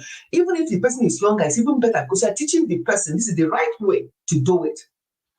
But our own people, you message them and you say good morning or hello or whatever, they will reply you back, yes. And that's it. And you're like, this is so rude. And you carry that attitude into the country. Let me drink. I'm saying these things before we go into the discussion because they may look as small things, but they are quite big and they matter a lot to them here.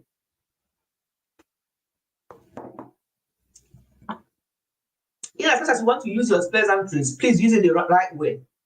So that man, they were asking him something, instead of saying, no, thank you, or no, instead of saying no. Hey, how did he put it that put him in trouble, actually? And they mistook him for saying something. He said, they asked him something, instead of saying yes. Instead of saying no in a proper way, he said, no, please. You don't say no, please. You only say yes, please.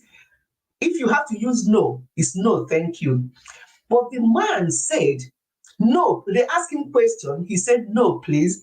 And the Oyibo got it that he said, no police. No police. They said, oh, you're asking us not to get in police. You say no police. You don't want us not to get police involved. So that's another offense he's committed by using the wrong words. He did not say no police. He said no, please. because he used it wrongly. You don't say no, please. You only say yes, please.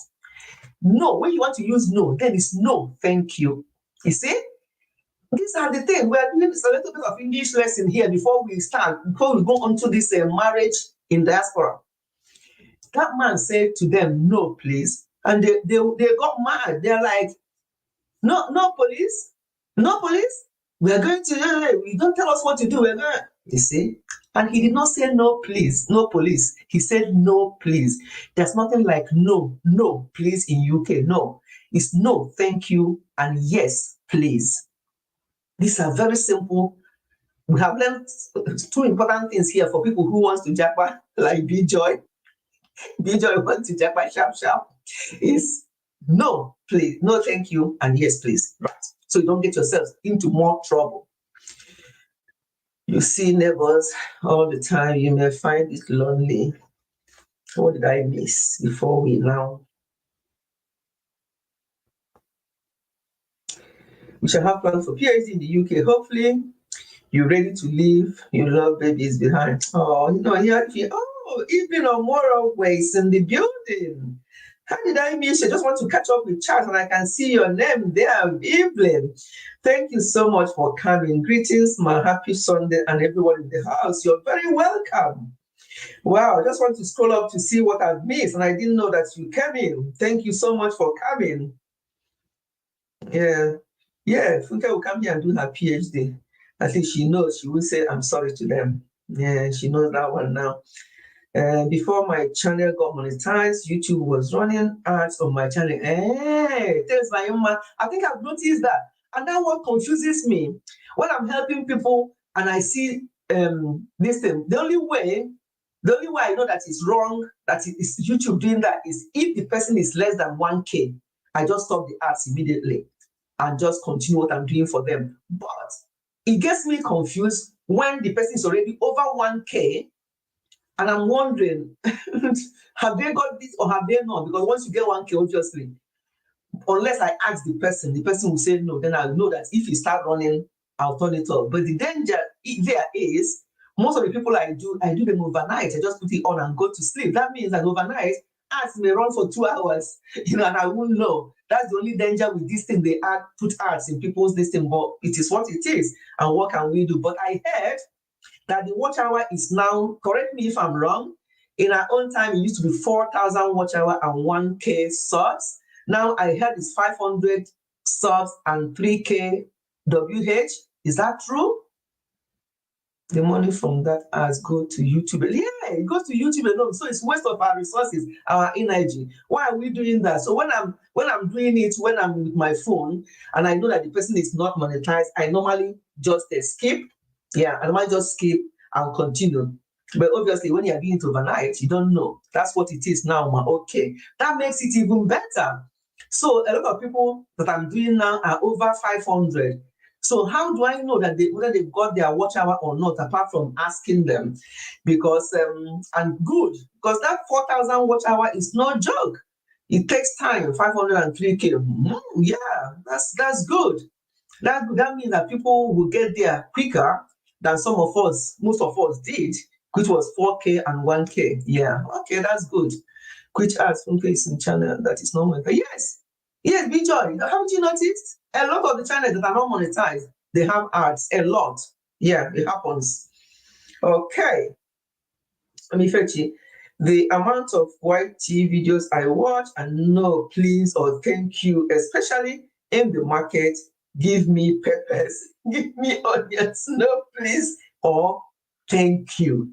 Yes. Even people may not understand how it is in our ears, because we are used to the way they say things here.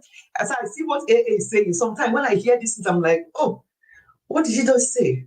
No, please, no, please. What's that? To me, it's like, don't say it at all. If you don't say it correctly, because honestly, there's a way it goes in the ear. For you, you may not understand it, but for us that know how Oyibo people react to it, it does not sit well in the ear. So I see what AA is saying. Yeah, the market, give me peppers, give me onions, and then no, please. Yeah, it's just, yeah. But we're not Oyibo, are we? We are either Igbotic or Yoruba or whatever tribe we are. We're not Oyibo, but when we want to Japa, let us Japa all around. Let us learn what they do here. Let us learn how they live here, so that we don't put ourselves in more trouble. That's why I'm even raising it. It's not to put anybody down or to say that we're not doing it right. No, it's just not to put people in trouble, because this yes, yes, please. No, sorry, no, please have put people in trouble. Yes, it is just manners. Yeah. So we just say, so when you you just do the right thing, because just simple thing you say can put you in trouble. That's the thing. Simple thing you say will put you in trouble. So wrong choice of word. You might think something simple, we can actually, by the time you try to explain to them, no, I didn't say no police, I said no police.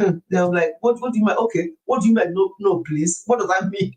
By the time you finish explaining that one, so the person is to learn and know that it's not acceptable, they don't like it, and they understand it in a different way. So we don't, yeah. For example, I think I've mentioned that so many months ago in one of my videos. When you have cesarean section, can you use the whole word? You can say, I have CS. That's fine. Do not say, oh, when I had my last baby, actually, I was sectioned with my last baby. Hey, you see again, you are sectioned. Do you know what that means in this country? You see, it has put somebody in problem as well. The person lady said that I was sectioned with my last baby. And they were like, really? Come, they'll close the door so you can have a proper chat. My people, we can talk about this all day. Simple words that we use and we take for granted. You are what? You are sectioned with your last baby. They will call you for a chair. They might even offer you a cup of tea. So you can discuss it very well. And the lady was like, oh my God. Does it mean that having cesarean section is a crime in this country? What are they offering me a cup of tea and sitting me down for a chat because I was sectioned? You see? I'm glad I remember that one now. Yes, tea. They're offering her a cup of tea and they sit down in a comfy chair so they can discuss this being sectioned. Until the lady now said, hey, Chimewomo, Obodo can be okay, man. I didn't mean this. So it was when she didn't even know what was going on. It was when they now sat her down, made her a cup of tea that she did not want. And she was wondering why all this pampering, because I said I was sectioned. What were they pampering me for? Until they now said to her, okay, you are sectioned. What year did you have that your baby? And they were writing down, hey, the lady was like, has it come to this? What is this one? What year? And they were writing down. And she said, is it a crime? They said, no, it's not a crime, dear. It's not a crime, darling. It's not a crime. It's just that we need to know. We need to get more details about this section, how it happened, and what did you try to do to yourself or to the baby that was in your womb? Hey, that's when the lady now on that.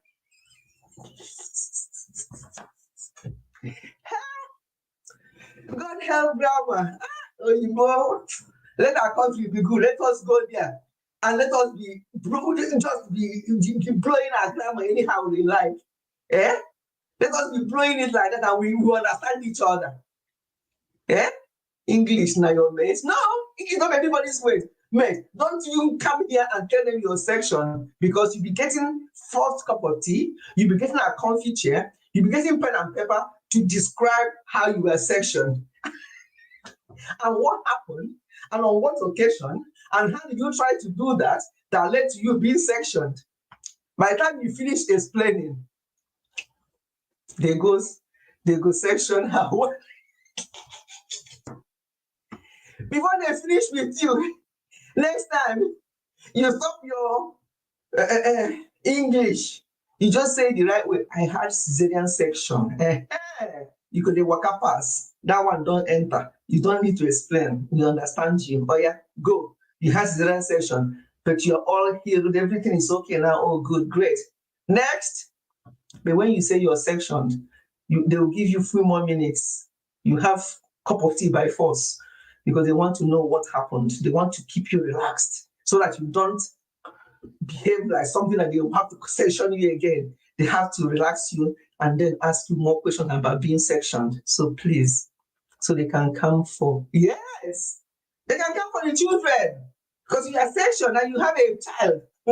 If you don't understand what is happening here, just your wrong choice of word will put you. By the time you finish explaining and trying to convince them, not to confuse them, they're already confused. You've already confused them. So before you now try to convince them that what you are saying is not what they think, it's too late. Sometimes, or they are quick to come for your children. You can't be a section mom that was sectioned under section 346 of the Mental Act, and you want to keep your children. No, the children will be taken to care. Then understand the section bit and know whether you are capable of being a mother because you had cesarean section and you use the wrong choice of word. That's for all. Please, let us japa with sense, get everything in. English is in trouble. Honestly. Hi, Chineke. Oyibo. God help us. God help us. So some people will say when I was pregnant for my baby. You can say that for my baby, when I'm pregnant. Okay. When I'm pregnant for my baby, that's another way. They'll be like, really? How? You were pregnant for your baby? So your baby, your baby, how old was your baby? So she couldn't get pregnant herself? You are pregnant for your baby? So that's a wrong way of saying it as well. So it's like language, once we get there. Entertainment Daily is in the building. Entertainment Building, we're talking about UK and the way, the choice of words. We're going to talk about marriages in diaspora failing. So we thought we had to get some house rules about what's going on here. The choice of words. Entertainment Daily is the same as male fierce fitness. And so we want to get some words in, such as I am sorry. We don't use I'm sorry here in the UK anyhow. You don't say your section because you have a cesarean section. You tell them your section. We don't do that here. You don't say I'm pregnant for my baby because they understand it the other way around. You are pregnant for your baby. It means that you are pregnant for your child to deliver for that your child. They just understand this in a different way. So just keep it simple. And if you're not sure of what to say, better don't say at all because they can easily misunderstand you. But the one we've taken home today, the two major ones are no, thank you, and yes, please. Do not say no, please. People, I hear it a lot. No, please. Don't say that. Yes, please. No, thank you. We have all got that one, and that we don't say I'm sorry. Whether you committed the offense or you did not commit the offense, no, I'm sorry. Just explain the situation and leave it there. Okay, and then don't say I'm sectioned. I was sectioned when I had my last baby. I was sectioned when I had my first baby. That's something totally different to them, and they will be worried about you because to be sectioned is a totally different thing in this country, and it's a serious business. They can come for your child if you're sectioned. That means section under the Mental Act number 1, whatever number it is. So you have to be sure. When we are jaguaring, let us learn everything about it. Get something about UK, learn about that because people are so quick. All they are thinking about jaguaring is to go there and make money, to make these pounds that is over 2,000 to 1 naira now. I just want to sell my land. I just want to sell my car. I just want to get in there and I just want to start getting these pounds that I'll be sending back home and it's 2,000 plus naira into my account just for £1. I just want to get there. They don't want to learn other things that may even mean that they will not get that pounds, that they may be deported home. That man that they caught and they were questioning him and he was saying, yes, please. They said that no, sorry. He said, no, please. Yes, he was saying no, please. And they said that he said no, police. So he has put himself in more trouble. And I think From what I heard, he was actually deported. So you are not, because you didn't do your mathematics well, that pound that you came to look for, you did not get, you are deported or you are put inside. So what has your people back home gained? That land that you sold, that car that you sold, how are you going to recuperate the money? Even if you come here and settle and start working, to get that £1 that will give you over 2,000 naira, sometimes it's so difficult because accommodation is so expensive. If you are squatting with somebody, it can be unlawful to squat with somebody. If they caught you, you're not supposed to squat with somebody. You're not supposed, supposed to get your own accommodation. And how do you, so there's so many things going on at the moment, but our people are not patient enough to do all those studies. And do I blame them fully?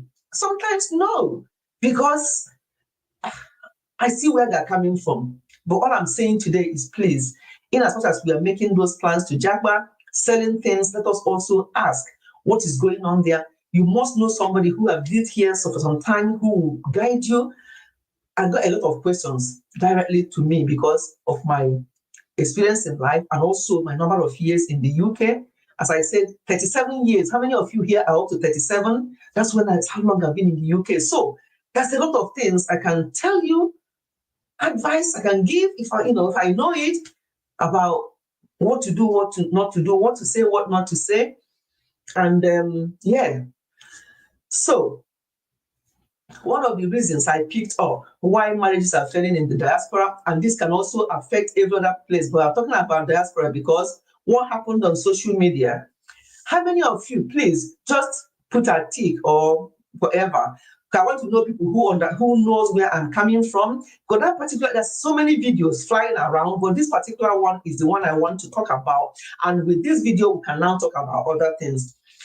Just give me a tip. If you watch the video that was going around on social media, either on WhatsApp or on YouTube, regarding a lady who was having an argument with her husband, and there's a child there who was going to the dad's leg to cuddle the dad or to do something. I don't know what's going on there, but yeah, how many of you watched that video of the husband and wife giving themselves mouthful? I was disappointed because if it was one way, if the argument was one way, people say we women that we talk a lot. I love it when I see women talking a lot and the husband keeps quiet. And the husband pretends that this woman is a mad woman. I don't even know what she's talking about, and keeps quiet. I love men like that. But I'm coming to that as well, because there's also something wrong with that. But I prefer that than what I saw on that video. Okay, Girls by Uma said that she saw it. I haven't seen it. I saw it, tried downloading it, but no way. Okay. Girls by Uma saw it. Some people say that they saw it, but they can't download it. It's on Chison's channel. It's there, and it was a short video, and she did very well there. Chison, shout out to you. It's on her channel. She had it there. Now, I've seen it a few times, but I thought, let me see what Chison had got to say, and she was spot on. There's nothing. And I mean nothing, because people will say to me, oh, Mami Fechi, you are saying it because you have not been in that situation. God forbid that I'll be in that situation. But I may have been in other situations that you have not been in. And there are different ways of handling things. But unfortunately, this Gen Z generation do not want to agree for anyone. They want to tell you that they know it all, that it's no more those years where our mothers accept nonsense. These days, we don't accept nonsense, but nonsense is accepting you. Nonsense is accepting you, but that's why marriages are failing. I don't accept nonsense. Oh, true family, you have not. Okay, let me give you a brief story of this video. That's what actually formed my decision to talk about this, and 2 DMs that I've got about something relating to that. Okay, Chika Judith, you've seen it. Thank you. This lady, they're Nigerians, and it saddens me. I'm not saying that it's okay to be in another tribe or any other country, but they're Nigerians and they're Igbos. Igbo Kwenu. Now, when they say Igbo Kwenu, do we actually say, yeah, truly? Because some of the things I see amongst us Igbos, there's a way Igbo tradition is. There are ways. Now, please don't think I'm being this thing here now. I'm narrowing this down because this couple are Igbos. And the one that happened in a hotel where the woman was walking out of the hotel with another man was an Igbo couple as well. Now, what's going on? What's going on with us? As I say, I've lived in this country for more than I've lived in Nigeria, but I'm 110% Igbo woman. And there are things that you hear, you say, yes, this one, for Igbo. And there are things you hear and say, where did this one come from? That is how proud, if you call it, because people say that Igbo people are so proud. That is how proud we are of our culture. So why I'm bringing this up is that this person is an Igbo couple. The woman started with giving the man a more, I love that Igbo women's spirits. I love that Igbo woman's spirit in you, of course. I cannot say, because I left Nigeria in my 20s, all those nonsense see people do there. I start forming funny. I'll start, but I won't say yes, please, no, please, no, please. Yeah, I won't say no, please, before I put myself in trouble. But I won't start forming and start looking down on people from Nigeria because do you know how long I've been here in the UK? Is it because I'm talking with you? Do you know, I've been in this UK for the past 37 years, and this is not how we do it. This is I want to be myself. And that is why I'm 110% Igbo. And when there are things that happen, he said, that's what he said, Igbo when he said, yeah, Igbo when yeah. Manakita, I don't know, because of this nonsense. So let me not digress. So this couple, they set camera. I dropped a comment on somebody's comment when I watched that video first, before I saw it in Chisholm. And I said, just simple comment, I said, when did couples start setting up cameras to have a go at each other? When did it start? Is it because we have social media? Can't couples have quarrel in peace anymore? Must it be recorded and brought to social media?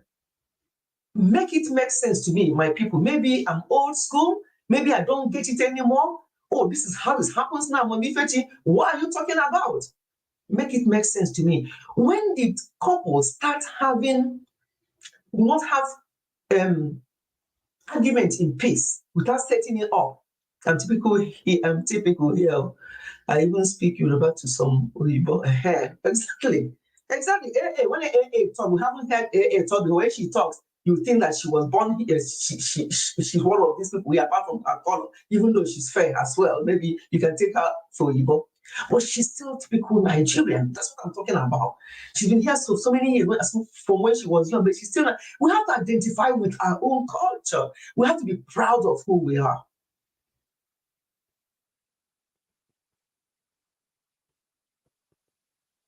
When I saw that video, I was like, who is recording? Thank you. So my question was, why do we have to set camera and start recording argument with husband and wife? And the woman says something in her language, which I'm not going to repeat. So for the benefit of people who don't hear Igbo, I don't want you to even know what she was saying. She used her husband's private part to curse her. I'm sorry. Things have gone far too far. I know how many of us here, well, there's only a few of us here, but I don't care how many of us that are listening to this, that it will benefit. Maybe you can pass it on to other people. You can tell other people what we discussed today. I switch accents, so depending on who I am speaking with, my children always call me out for switching. Yes, now. Yes, same here. Sometimes when I'm speaking with my clients, before they start becoming selling, because sometimes they can be selling, you'll be talking to them and they're telling you pardon. Say, pardon what? What are you pardoning? You should be even happy that I'm speaking English. Will you be able to speak my language? And they'll be like, what? I'm like, yes, wow. Don't even start on me.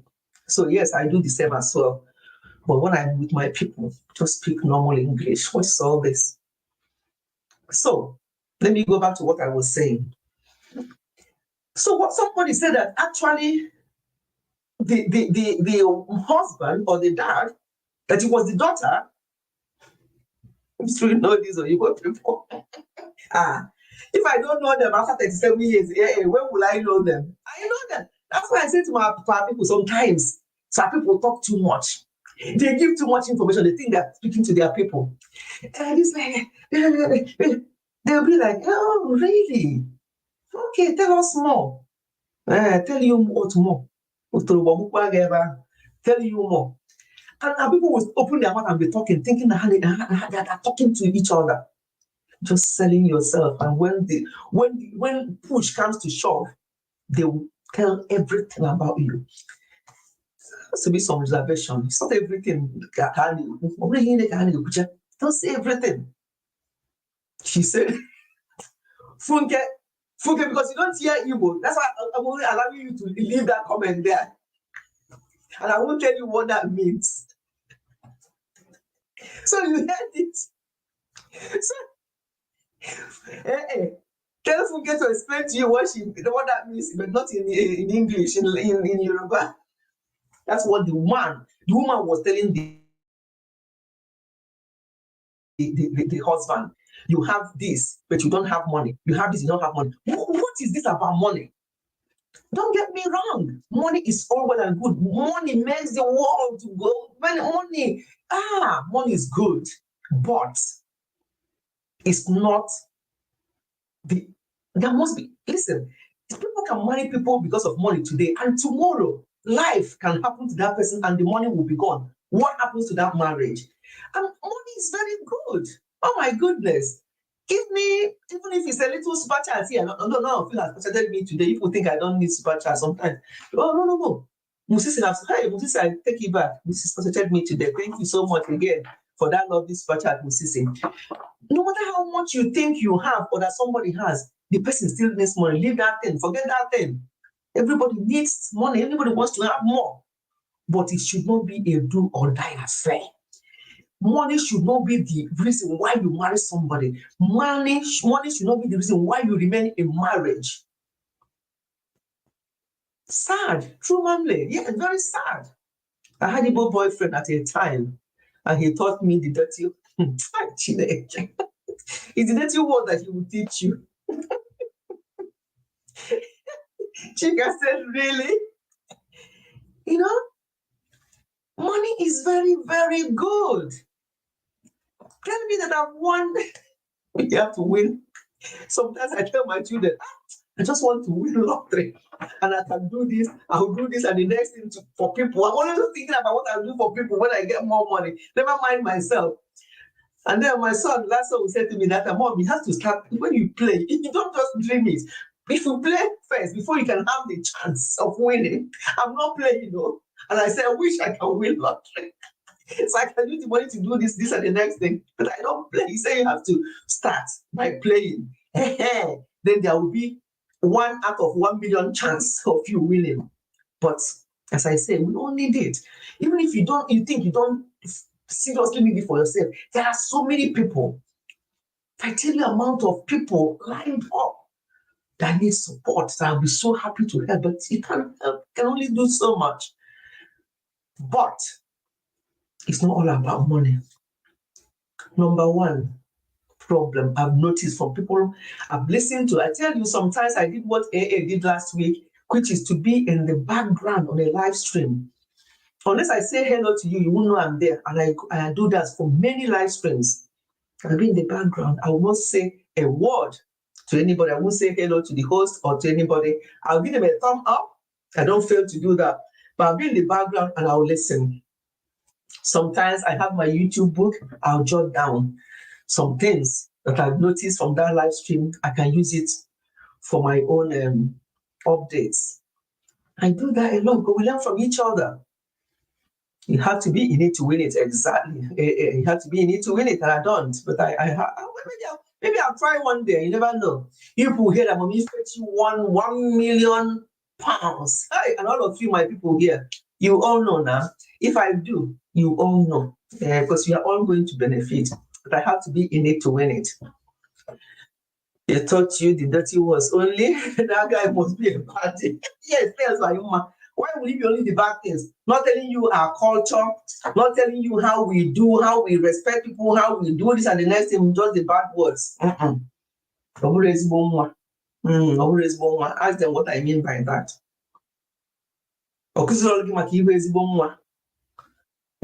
Funke. You will win in Jesus' name. Amen. Yes, so and because of this thing Chika said, Chika, I'm going to chat you on WhatsApp. You have to give me 6 numbers from 1 to 50. Who else? I'll chat somebody else. Funke, you give me another number, 1 to 50, any 6 numbers. And I'm going to put it in the lottery next week. And if we win, you will hear it here. Be joy. Maybe you also give me your own. I mean it. I'm going to email some of you who are on my WhatsApp. Give me numbers, random numbers, 1 to 50. I'll put it on lottery this coming week. Hey, and if they hit the jackpot, come and see celebration here. Come and see. This one is not dollar. You know, people are talking about dollar all the time, forgetting that pounds is stronger than dollar. This one will be dollar, it will be pounds. So I'm going to do it because people are all here, all the people in Nigeria. I want that Nigeria lock. I don't want your numbers because you are in UK. They will say this one is in UK. The lottery. I won't accept that. That's our number. But all of you here in Nigeria, I'm going to favor your WhatsApp. I'm going to ask you all give me 6 numbers. I'm going to play them and prayerfully play them because I'm not a gambler. Because when you do these things repeatedly, some people do it every week. They are putting in lottery every week. They go and they win a little money and they go and gamble that money to make sure they get more money and all that. No. But I'm going to do it with faith from all of you. I'm going to put that number. If he comes up with billions, hey, be joy. All of you in Nigeria who want to jackpot, it will be easy to jackpot or make life easier in Nigeria because I'm going to be joining you in Nigeria. That's my own plan, is to join people in Nigeria when I retire. But I have 4 years. UK have increased our retirement age from 60 to 65. They think that we are getting so young, even at 65. I mean, I have only 2 years for 65. So they think that you're too young to retire. They've increased my age group to 67. So I've still got a few years to go before my retirement. When I retire, I would like to retire in Nigeria. 6 months during the summer, I'm here. 6 months during the winter. Myself and Daddy, why am I saying we are joined in the hip. Myself and Daddy were joined in the hip. So when I say I mean we. That's the plan. So we are working on our health to still be strong so we can be doing that. Yeah, that's the plan. So that shows you how much I love Nigeria. I think it's 68. Yes, 68 maybe for your age group. Yes, 68 for my children's age group, or 69 even. But for my age group, when Daddy retired, for his age group, it was 65. For my age group, it's 67. For your age group, I think it's 68. And then there are people who are going to be 69. They're going to hit 70 soon because they think that people are getting older and they're still stronger. That's why they're increasing the. But depending on the type of job you do, for example, my job. My job can be stressful, mentally stressful, not physically stressful, because my job is just talking to people and writing reports. So it can be mentally stressful, depending on the type of clients you speak with and so on and so forth, but physically it's not stressful at all. So depending on the type of job you do, some people retire, even at that age of 67, they retire, they still work until 70 and above because of if you're doing office job, you go to the office, or you, for example, I work from home. So even if I want to work beyond 70, I can do that, but I can just do only 2 days a week because it's not good to fully retire. It's good to still be doing something so you can keep your brain going. So even when I hit that retirement age and get my package, I may still decide to be doing a couple of days a week, maybe do one Tuesday and Thursday, just to keep your brain going, something like that.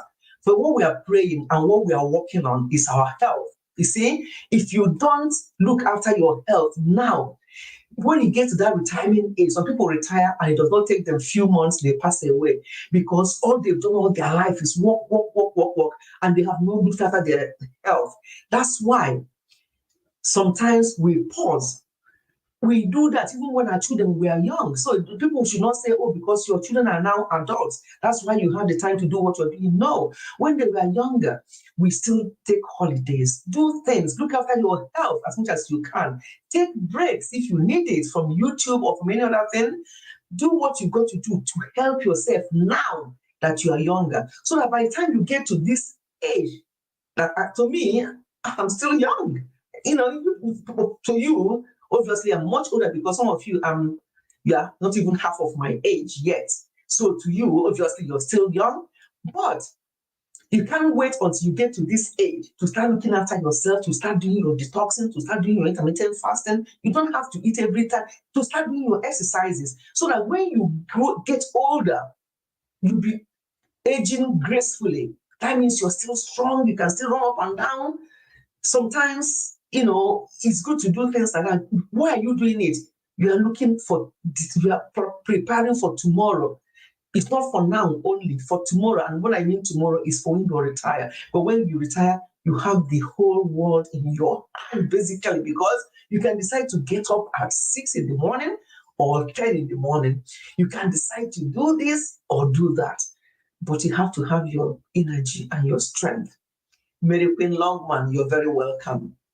See you later. True Mamle, thank you so much for coming. I appreciate you so much. Thank you. Thank you for your support. So, what am I talking about? One of the things I picked up that's making these marriages or contributing to some of these marriages failing is culture shock. When people leave their country to come to the UK, there's this huge culture shock, especially some of the let me talk about men first, and I'll talk about ladies because it takes two. I'm not here to that video. I haven't even told you what happened in that video, where the woman was now telling the man off, telling her I think the police already given the man mandate to leave the house. Because again, that's what happens here in the UK. It's always about the man leaving the house, even though the man might be the one who owns that house, but because the two of you have the name on that house, or even if it's the man's name, the fact that there are children involved and those children are under 18, the man is the one that will be asked to leave the house. And the woman was in that video telling the man, hey, because do and go. Please just get your things and go. And the children were there. And somebody said that the person that was recording was one of the children. I don't know how true that is, but that's what somebody said. That even made it worse for me. That made it worse for me that you cook one of your children, because are a young couple. So that child might not even be up to 10, maybe 5, 6, 7-year-old, to be recording what? To be recording nonsense. So what would that child learn growing up? What would they actually remember their parents for when they grew up and say, oh yes, mom and dad, oh dear, I really loved how my mom and dad handled things when I was growing up. I never heard them argue. They always sort it out somewhere in their room or whatever. Or would that child be saying, me, when I was growing up, I was recording them. This one, I'll ask my children to even get involved and let us box the other person. So your child who is recording you will actually be worse than you. Do we think about these things? Do couples think about these things? My son is disturbing here. My United have just called. Oh, I just heard my husband's voice. I wanted to stop and say to him, are you okay? But I remember he was watching football. I just heard him scream now, I have to look for that video. Yes, look for that video. It's disgusting though. If you're going to stand, if you're going to be able to listen to what he said there, the word the woman was using on the husband, and I'm like, where is the respect? I don't care whether we are in the diaspora or we are in the moon. The word of God have not changed. The word of God, the Bible, remains the same. There's a way the Bible directs us, couples, to live with each other. The two have become one. There's some respect that should be accorded to each other in marriage, both by the husband and by the wife, and that's the only way the two will become one genuinely and work together. It's time to be intentional with this intermittent fasting. That's why, yes, so today we're not on health. Next week we'll be on Health Channel. I'll bring a lot of health issues because health, there's fire on the mountain regarding health. We'll talk about that. Intermittent fasting, whether you're slim or you're fat, because some people don't understand it. That I don't need to lose weight. You do. You don't need to lose weight. Yes, you don't need to lose weight. Of course, you're very correct. But you're not doing healthy eating to lose weight. Personally, because of my height, people don't understand how overweight I am. But am I worrying about my weight? No. And seriously, no. Because I know that my inside is very clean. Because I know what I do on a weekly, monthly basis to help. And that's why when I go for my blood works, everything comes out so perfect. I check my blood pressure. We have blood pressure machine here. We do it ourselves. Sometimes we do it with a GP.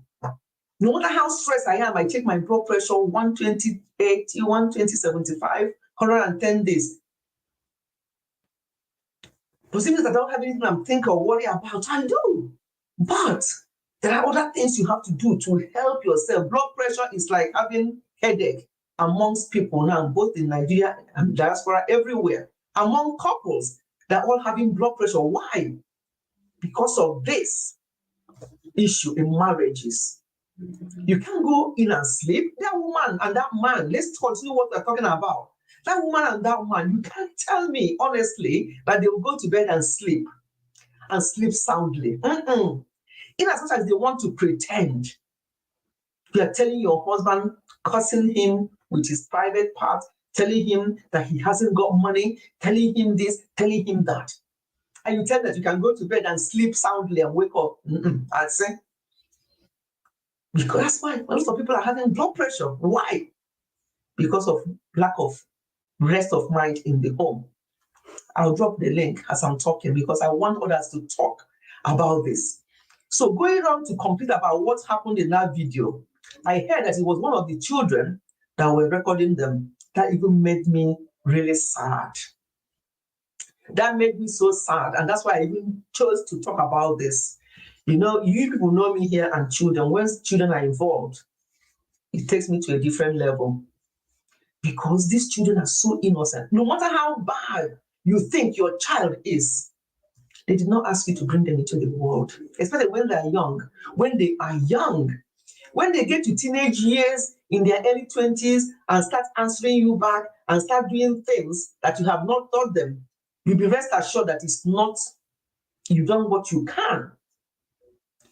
But will this couple tomorrow, when their child gets to teenage years, gets to 18, and start doing certain things, would they turn around and tell that child off?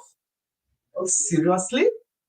What moral capacity do they have to tell that child what to do and what not to do? And that is the danger. Because they know we are recording you. Remember, you asked them to record you when you are giving each other mouthful. And now you want to tell them what is bad and what is good. How dare you? Who are you? Your mom and dad. So? Because they don't waste time here. These children here will just tell you as it is. They're not whitey. They're not on whitey, just IG. Who? As it's now 3-3, daddy will not take more what? Oh, it's 3-3. I just heard him scream. It was when the AA said, is that why he just screamed? That's why he's watching football. Some even do more ridiculous things on IG. It's real. I saw the video. Their baby was even crying and shouting, yes! Yes! That's why I was saddened. If you want to get on my weak side, do something bad to children, then you get on in fact, you become my enemy. I don't have enemies until you get to children. Herald of Mary channel, you're very welcome. Mary Queen, I've welcomed you, haven't I? Mary Queen Longman, thank you. When you want to get me, maltreat your children or anybody's child for that matter. That's why there was another video that was going on. I didn't want to even look at the girl's face. I saw it on Nezeville channel where this woman, they said that she used iron. Oh, let me not go there.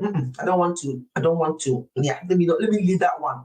Because that one, I cannot talk about it without shedding tears. You know, I might be a very strong woman, but when it comes to child maltreatment, I can't hold myself. So let me leave that particular one, because what went on there is not something I will discuss without shedding tears, and I don't want to go there. So let's concentrate on marriage in diaspora. Dimma and Mchuku, oh, Dimma, you're very welcome. Nice to see you coming back on YouTube. All of you, I think I've mentioned before when it all happened about Dimma's demise of her father, beloved father. She's coming back gradually on YouTube again. Dimma, you have always been in my thoughts and prayers, and your family as well. Dimma is a young girl, and you can imagine she's the first child. So the rest, you can imagine what it means. So Dimma, be strong. God is with you. Thank you so much for looking after, holding it all together. Because I'm only saying this because I know Asada, no matter your age, Asada in Igbo land, you seem to assume some responsibilities, especially in situations like this. So welcome the woman back to YouTube and welcome her to this live stream. It's not easy. It's not easy. But God has been with her and her family over this trying time. God is your strength, my dear. So going back to what we are saying. So somebody confirmed that actually, that the child was holding for the father or something like that and crying. Still, this woman did not stop. And let me just ask this question. I asked this question on somebody's comment section. I know sometimes when you put comments, somebody will now come and put their own comment, and comments will be dragging down. And when they put comments under your comment, you get the alert. So you know what that person was saying. So what that person was saying to my comment, because in my comment, all I said was, when did it become fashionable for couples, when they're having argument, to set cameras to record their argument, abusing each other verbally, using horrible words on each other, husband and wife? The two have become one. Or am I missing something in the Bible? So I put a comment there. When did it become fashionable? Why, or how did I put it? Or why can't couples have arguments in peace anymore? Why would it be recorded and brought on social media? And then somebody come under my comment and said that probably the police would have put the camera in that house because that man has been asked to leave the house and he hasn't left the house. So maybe it's the police that put the camera in the house and blah, blah, blah. I'm like, whatever. When it comes to that, I've made my comment. I don't go back to start replying nonsense. Whether it's police that put the camera or not, all I'm saying is the right thing should be done in the home, especially for the children. My people, if there were no children involved in that relationship, you see me talking about this here today because we have enough of this nonsense going on, and adults don't want to be adults. They can get on with it. But because children were involved, that's why I'm even talking about it. Oh, baby girl Annie's inside. You're welcome. Thank you for coming. Funke, who are they? Who? Please stop hiding these people. Release details. Which people? Is it people that don't know what Funke means?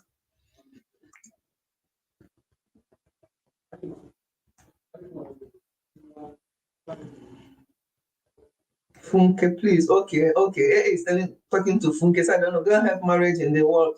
Yes, marriage in the world. Because even when I come to Nigeria, things have changed a lot.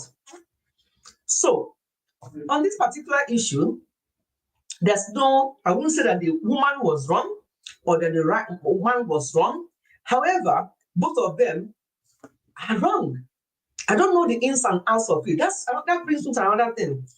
When you hear or see couple having problem and they bring it out to social media, it's very wrong for anybody to start blaming one or the other.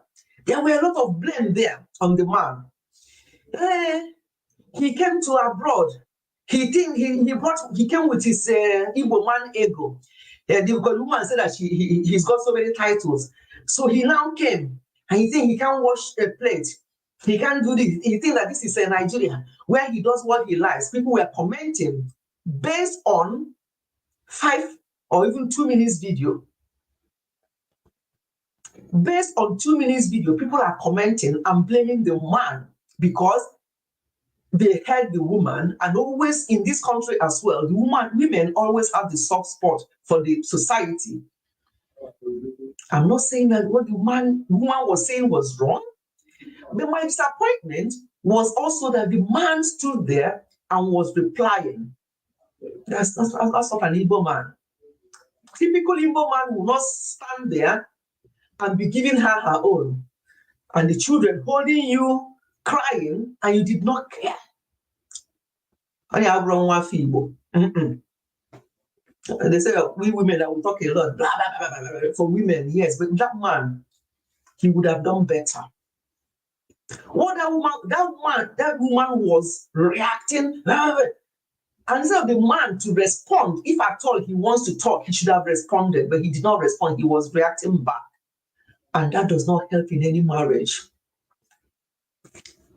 Culture shock. That's one thing that people coming to diaspora have to be prepared, both the man and the woman. Because there are things you don't do as a woman back home that you come here in diaspora, you find yourself doing these things. So when I mean culture shock, I don't mean just for the woman or for the True Mamle. I thought you said goodbye. You're still here. Thank you. True Mamle. I love watching True Mamle. She's all for Africa.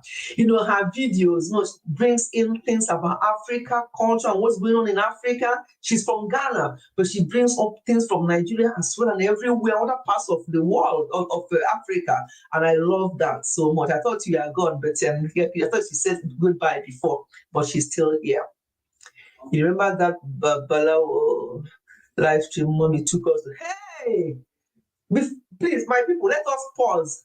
Hold the thoughts of this discussion. Let me come to that one, just 2 minutes, and I apologize before I continue. Thank you, Funke, for this flight. Before I take any other flight to any part of the world, Funke, thank you for reminding me. And please, my people, hold the thoughts where we are about marriage in diaspora and the culture. So let me talk about this because it was so funny and at the same time hilarious. Last Sunday, was it last Sunday? Anyway, maybe, or 2 Sundays here. You know how we do this raid? This raid is amazing. I love it. Through this raid, I've got so many, quite a few new people. I've met new people and all the rest of it. So I love this raid. We're going to be raiding today, but my people, I promise you one thing. I'm not going to send you to where Annie's inside. Thank you, Annie's here. Annie said that when we fetched to them to somewhere that they were rapping instead of talking. But when the person was talking, Annie could not hear one word. I said, it's like rapping. I killed myself laughing that day. And then when we entered the raid, I'm talking about they didn't call it Babalawo. They call it, what did he call it? Please, people who were on that raid, there was a word he used. Common word that we all know, but it's something to do with that. Put in the comment section what it was that he said that day, that he was talking about. He didn't. She didn't. I think she did because she was talking, she was chatting, and she was telling him about Ife, something Ife in Yoruba land is called Ife, whatever. I'm like, hey, Funke, you are enjoying this not Babalawo. What's the word now? Juju, but not Juju. There's a word that he used. I'm like, oh, Funke. You know what I did, my people? I landed them safely there because I was the pilot. All these crew members and passengers who went to North America. You see, North America, that's that he is. I don't know where he lives in America. I landed them there safely. And I was there for 5 minutes. I think he mentioned my name. He said something else to me. I didn't even hear a word. Oh. Never you people who are in Nigeria think you don't hear him. I don't understand him as well. I hope he's not watching me, or he won't come here now because he watches me. But you understand, I think he's used to people saying that you don't understand what he's saying. So 5 minutes into the time, I think I heard my name. I think he asked me something. My people, I didn't understand what he said. Before I even made fool of myself, you know what I did? I come on, JJ, and people who I landed that I have on WhatsApp, I message them. I say, I'm sorry, my people. You can log off now if you want. And there's one of them said, we only stayed because of you, but when we saw that you're not typing anymore, we also left. I said there was no way I could have told you people on that charge to leave. I have to tell you privately, but I don't have AA's number. I don't have any other person. I have to tell them privately. But I said, Biko, before you voodoo, thank you. I landed. We flew all the way from the UK. People who joined us on the way from Nigeria. People like Yemsis who joined us from Egypt. Through Wembley. I don't know whether she was here. My spicy joined us from Brazil. We all ended up in that flight and landed to North America, where we did not understand the language. And this inside killed me by saying that this person is rapping. What is it rapping he's doing or talking? That one finished me. That was at the stage I left. And I started messaging them one by one. Please, I've left too. People are still there. I've landed you there safely. You don't have to remain there and talk about voodoo.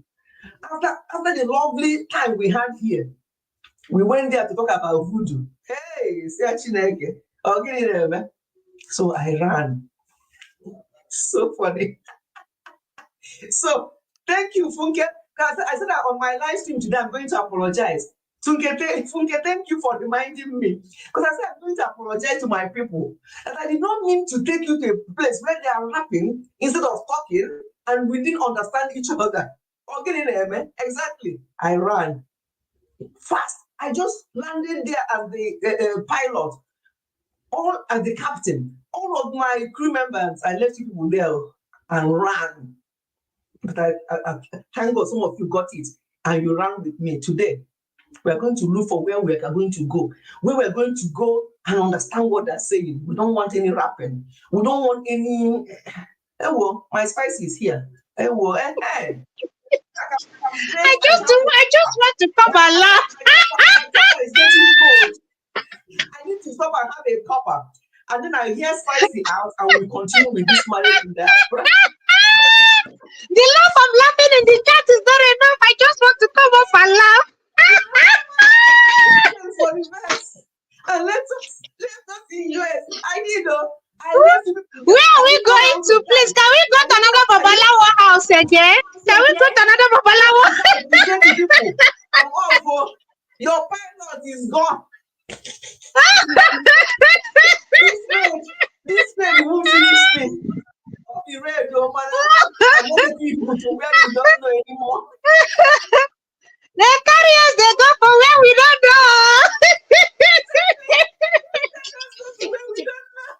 That's what happened last week. It won't happen today. Today I'll make sure that we know where we are going, and that when we go there, we understand what they're saying. If we don't, Bobby, please go and check. Go use style and check the house we are going to be before we land. Before we land in Ezenwai house, please can you check where we are going to before we land in Ezenwai house this time around? Today I'll make sure that I check very well. You know where we are going. I said I'm going to talk about that today before you start the live stream. And I'm glad that you mentioned this. It was so funny. Hey, I'm sorry I have been away. Yeah, I'm sorry I've been away. I was doing something and then I had an urgent Zoom meeting. So that was why I've been away. Yeah. Yeah, so I'm going. I just want to come and laugh. I don't have anything to say. Oh. I'm a book can be very sweet when you can laugh and they hear you. So this, since I'm laughing in the chat, the laugh is not enough. I want to just come up and laugh. Thank you Bye for bye. coming to laugh. Thank you. Oh, that Sunday was hilarious. I think the Babanigas TV was there as well. Babanigas TV also sent me message, say, Mommy Fechi, where did you take us to? And we didn't see you again. I said, I ran. She said, we only stayed because of you. I said, please, next time, I will take you to something. If I do, and if you don't see me type anymore, know that I've run. Run with me. Babanigas was there. Yeah, she was. So when I said, but we only stayed because of you. But at the time, I didn't see you type again. That's when I had to leave myself. I say yes. Next time when I take you, people, I'll be typing. If you don't see me type for a while, know that that flight did not land well. That flight did not land. It didn't click. So you can decide what you want to do. But today, as Bijoy say, I think we are going to be going to Kenya, and we love going to Kenya. When we go there, we'll hear, we'll understand each other, and yeah, we're going to be actually rounding up. But have we talked enough about this? We haven't, because we have to go from one thing to the other. So culture shock. Be prepared. Be prepared before you come, but nothing actually prepares people fully for coming from Africa to the diaspora. Nothing, no matter how much you think you're prepared, nothing actually prepares us fully. Honestly, nothing prepares us fully. Finally make me laugh. Okay. That's why she said she came in to make you laugh. So it's not just one person laughing. Yes. Spicy finally make me laugh. Okay. Bye, sis. Are you going, Chica? Funke starts serving food. People are hungry. Funke starts serving food. People are hungry. Okay, Chica, you going? I appreciate you. Thank you. You know, it's not easy to be dialing in from Nigeria and still here. I really appreciate. Thank you. Sharing pure water. We don't want pure water, Biko. I don't want pure water. I don't want pure water. So, my people, these marriages and things happening, it works both ways. That when I listen to the couple, the woman giving the man the mouthful, and the man instead of the man responding, the man was reacting. You know, the woman was reacting because she was provoked. But she's saying that the man does not help in the home, that he does not bring money in. He's talking about title all the time. He does not help to do this. And the man was even at the guts to be saying, why will I, if I get that right, let me not misquote him. I think he was saying something like, why will I watch this place when you have children, or you are there and the children, or something like that? That's a very poor and bad response in front of your children. Why would you be saying things like that? Why would you not help?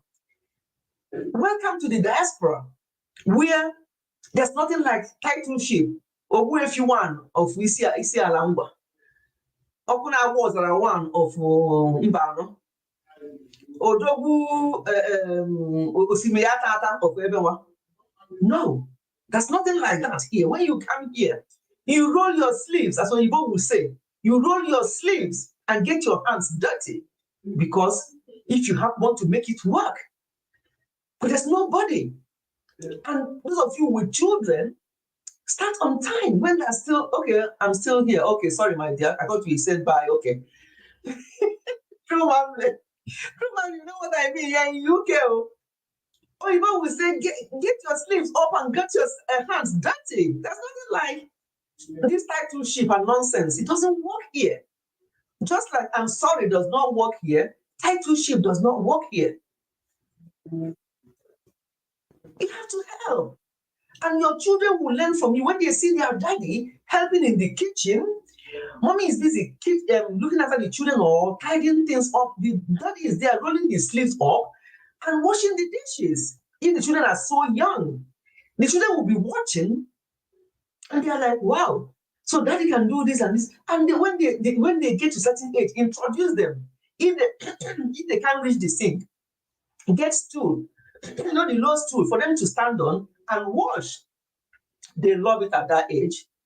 If you start, I'm telling you, now I'm using myself as an example. I only had sons. So you can imagine if we had said, oh boys, you go and watch that is shouting in the living room watching football. Sons, go and watch football with daddy. I'm busy in the kitchen, I'm cooking, I'm tidying up, I'm washing, I'm doing this. My sons are in the living room with their dad because they are boys. Yes? Let me use myself as a case study. So when we're going, assuming when they're growing up, go and sit down and watch football. You know your boys. Yeah, go and see what Arsenal is doing. And mind you, who is playing today? Go on. You're supposed to be in the kitchen with me, sons. Go. And I'll be in the kitchen, slaving, doing this, doing that. After watching the football, they'll come running to the kitchen. Is the food ready, mommy? And I'm like, no, not yet, sons. Go and yeah, and you're still busy. You're still doing this, and you think you're doing yourself favors, or because you just come from Nigeria. That's how it's done at home. But remember, at home, most people will have house help, but you don't have one here. So what I'm trying to say, some women are encouraging this, and by the time they know it, it's now too late. It's weighing down on them. Is the food ready? Yes. They will come running when the food is ready. That's what they care. Not even to cut the vegetables or to cut the onions or to do it they want, even at that age. You say, oh, no, the food is not ready. It's okay, go. And you continue doing this, thinking that it's the right thing to do. Before you know it, you're a human being, it start weighing you down. Your husband is used to how it's done in Nigeria, and he came over here, he continued, and you did not say anything from the beginning. Sometimes people will say, why do I have to tell him? Can't he use his initiative? Sometimes men don't know what initiative is. You have to say, but say it in the right way. You have to tell them, but tell them in the right way. Let me give you examples of 2 ways to say it. Hey, now what you call yourself? Call each other mine. Hey, mine, Biko, do you mind coming? I'm trying to make if you can just cut that spinach for me, or do that for me. That will make it quicker for me and easier for me, because after doing this soup, I still need to do this and do that. He will say, of course. Hey, of course. He'll come and start doing it because you've asked in a nice way. If you're not the other way around, TV. Each time you're watching TV, I'm here sleeping myself, doing this and doing this and doing that. Come on, do this. You see? There are 2 different ways. That man will now react. Before, what the husband did was to respond. He responded based on how you asked. This other one, the man will react. And he's not going to cut that vegetable. Katakata, ebido. Nsomu, ebido. You see, sometimes it's just simple things that we need to tweak here and there. Don't assume that they might say, how can he not understand that I need his help? He may not understand. I'm now telling you as somebody who only raised boys. So at a point, I had 5 men in my life. So I can tell you about men from little age to adult age. If I did not get my sons involved at a younger age to wash dishes, to do this, to know how to cook this, by the grace of God, they are all getting married now, having their own children, and they can do these things. They cook. If I had left them watching telly with their boys, that's what they should be doing. They grow up, they won't know anything. And they may even come and blame you. Like some of them are blaming us today. We didn't teach them. We didn't continue teaching them Igbo, that they are not happy that they can't speak Igbo properly, or they don't understand most of Igbo. I'm taking the blame now. Hands up. But by God's grace, I got it right in the other side, where they are domesticated, they can do things, they can cook. Now they're getting married, they're in the kitchen. Rather when we see them in the kitchen, you see their wife in the kitchen, I'm like, yes, that's how it should be. Next time we talk about family, we're going to talk about boundaries. So I was slightly watching a video recently, or a live stream recently, where boundaries were discussed. I'm going to talk about boundaries because I have a lot of experience and things to share about boundaries. But today, let us talk about this marriage in diaspora. You see, if you don't get your husband involved on time, oh, Chikwado's face. Lovely Chikwado. You're very welcome. It's been a while. Thank you for coming. Chikwado is one of the Musisi clan. We all met there some time ago, and we've been connected since then. Please, if you don't have Chikwado, you can get her as well. You know, Chikwado, if you don't have anybody here at the end of the live screen, please connect with each other. We're one big family. You're very welcome. Chikwado has the mother of many nations. He's got 4 children in, let me not get it wrong, Spain, Europe, somewhere in Europe, where she's raising up her 4 lovely children. She's got boys, she's got girls, and I would love to think that the way she's teaching her girls to do things in the kitchen, she's also teaching her sons. Because these days, a lot of problems are happening in families because boys think that it's not in their place to be in the kitchen, to wash, to help in the kitchen, and it's not correct. No work for me. Joy, please answer Spice. She's not telling us her aspect. Okay, I don't know what's okay. So,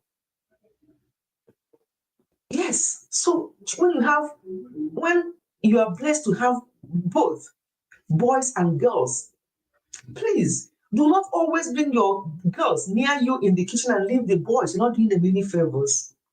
You're not helping them. Make sure that it's well balanced, that they know.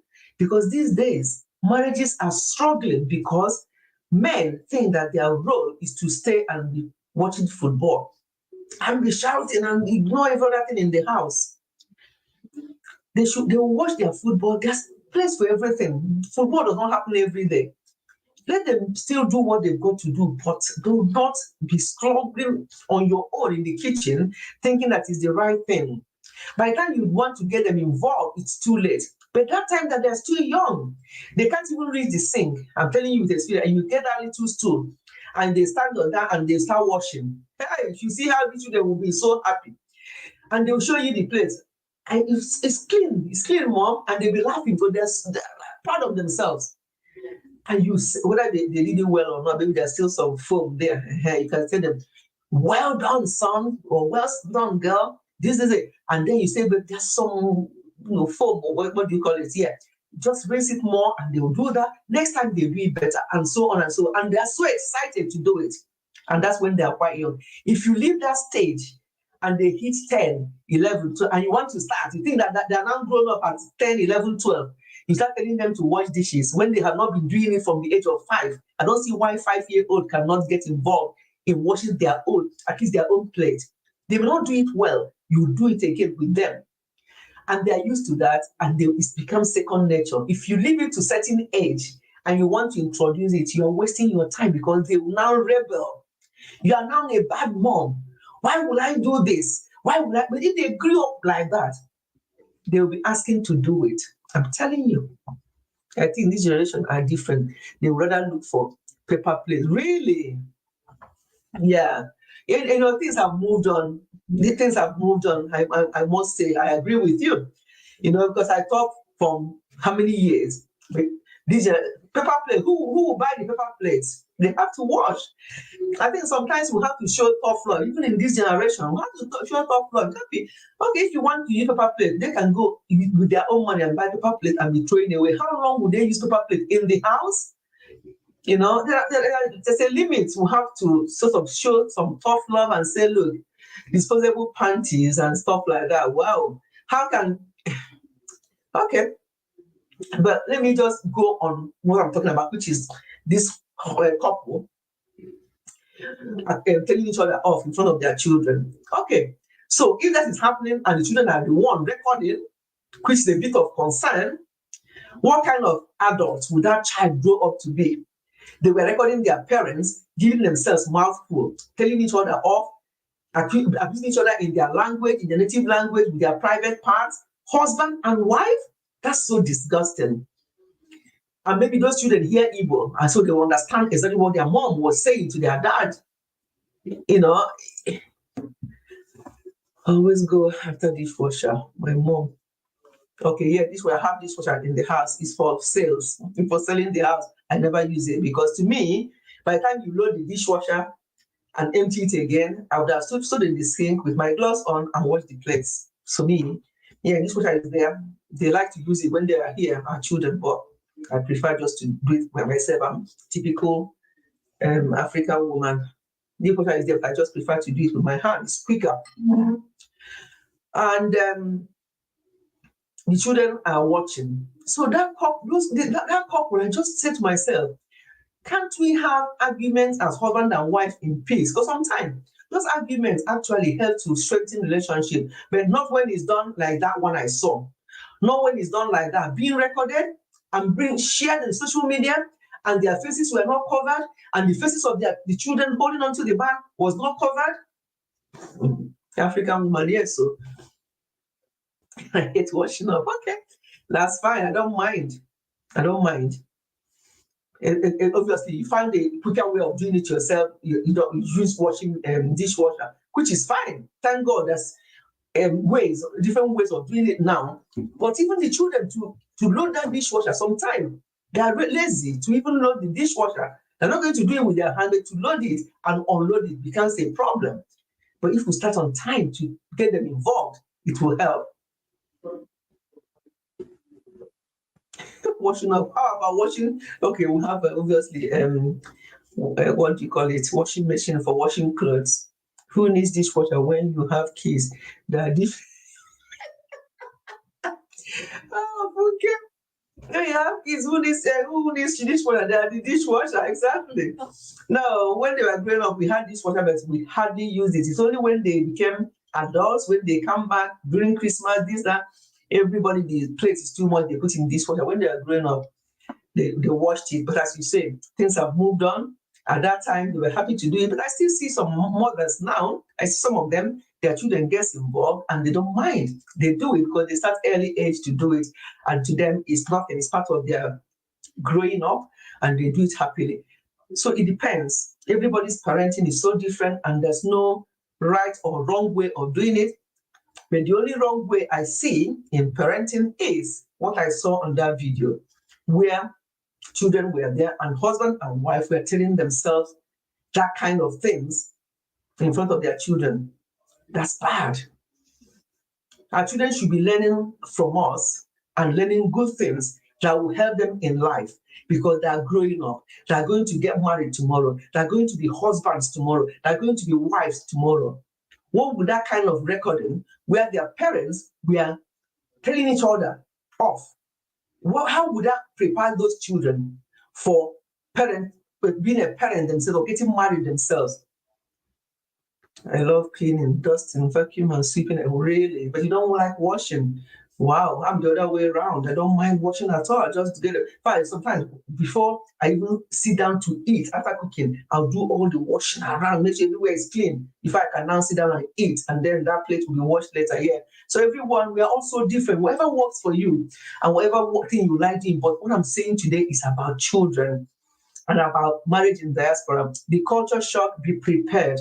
Get yourself not only prepare about the money you're going to get in the diaspora, about the pound because you're getting so much naira when you change a pound. Think about the culture shock, which is that you get your hands dirty. The man has to help in the house because the woman also goes to work and the man goes to work. And whoever comes back first should start preparing the meal or start doing whatever needs to be done. Don't wait. The man comes in first. That's some of the problems we are handling. The man will come back first from work. The woman will not come until 9 p.m. The man sits there watching television, waiting for the woman to come back at 9 to set the meals for them to eat. What's wrong with you preparing it and getting it ready? So as soon as she walks in at that 9 p.m., if you have to eat that late, you eat and then everybody's happy. That she comes back at that time so tired, exhausted, and then you'll be asking her as soon as she walks through the door, what are we going to eat today? Meaning what? You returned since 5. What can't you sort something out? But then it's not that time that you have to do it. It's something that you will have been working on and agreed on long before that. Before then, you have to agree that 2 of us will be working. If somebody comes back first, this is what we have to do. Just discuss it and agree. And it's not a shouting time. It's not time for the wife comes in, the husband asks for food. and the woman gives him a mouthful. What do you mean? You have been here since you came back before me. What do you mean? You start shouting, and there's problem in the house. So I think communication is very important, and that communication should start from early on in marriage. I said it before, early on in marriage, communicate how things will be done before you even start having children. And then when you start having children, communicate how things will be done. Are both of us going to be working? If both of us are going to be working, how are we going to do it to support ourselves and also support each other? I will see you all in the next live video. Have to go now. My battery, oh God. We should also be rounding up, but we need to go. Yes, well, it's almost 3 hours since we're supposed to be 2 hours video, but these are live streams sometimes. Yeah. So Tales by Yuma, thank you. To dial in from Nigeria and be here. Look at Bijo is still here, Chika is still here. I do not take it for granted. Thank you so much, Tales by Yuma. Thank you. So we're going to be rounding up. Sometimes we don't say everything we want to say in one live stream. Maybe next week we'll continue this discussion. Yes, next week I was thinking we'll go on Health Channel, but I think we'll continue this discussion because there are other things I want to bring up. But the thing is, it takes two. In that video, the woman was wrong, the man was wrong in their own different ways. It takes two to tango. Nobody will say, oh, some people were there blaming the man all through. Nobody saw what the woman did that was wrong because they said that the woman is frustrated. She's not happy. That's why she has to. Nothing justifies that kind of talk to your husband with the camera on. Whether camera on or off. Nothing that will not solve the problem. It will instead make the problem worse. It will instead cause both of you blood pressure. A lot of people who have high blood pressure, they haven't even checked themselves. They have high blood pressure. Why? Because of that kind of setup, that kind of shouting moments in the house all the time.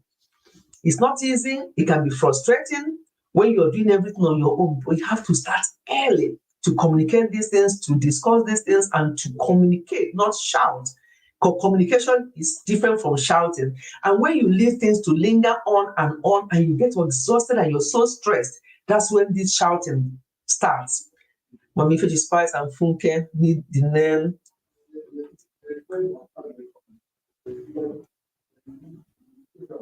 We don't know the name. It's something that has been going on social media.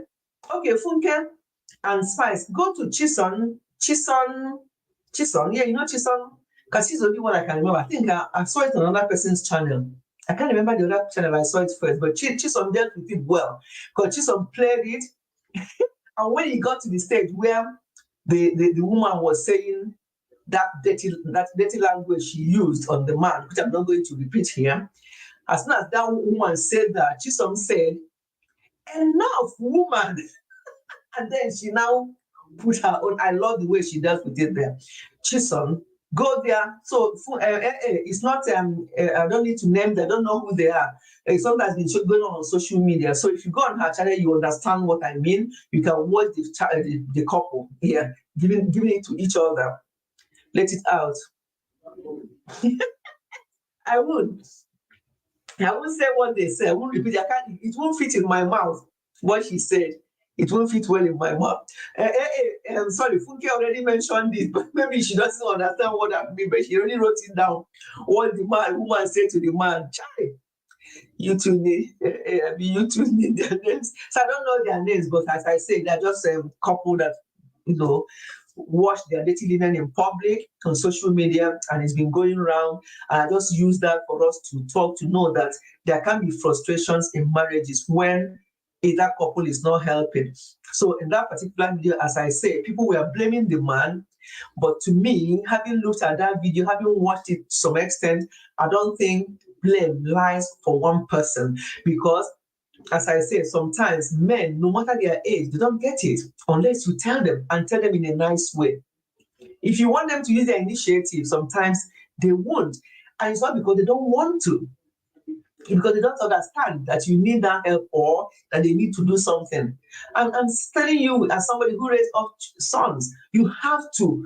Sometimes, even at a certain age, you still find yourself telling them, "Have you done this? Have you told this uncle this? Have you done this to this uncle? Have you done that? You have to keep reminding them. That's how they are.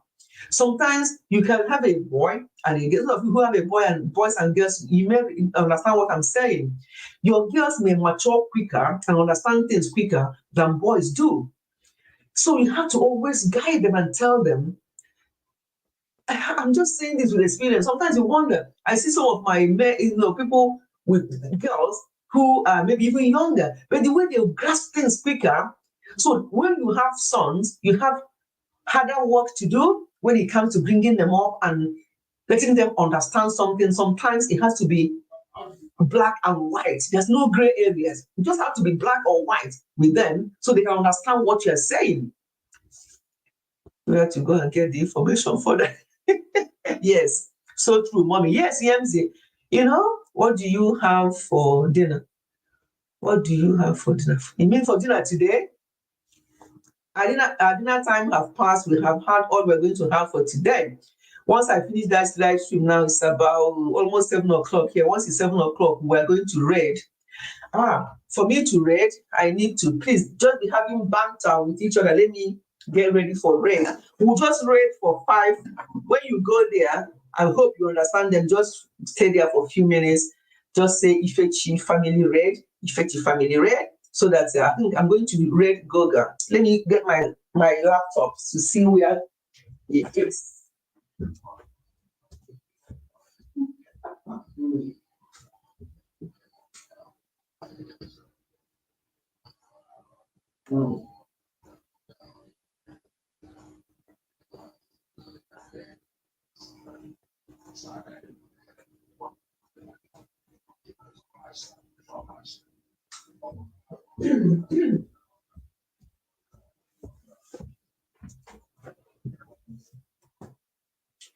Yeah, I'm on desktop. So let me use my laptop to see who we're going to read. But I tell you, we're not going to be in a place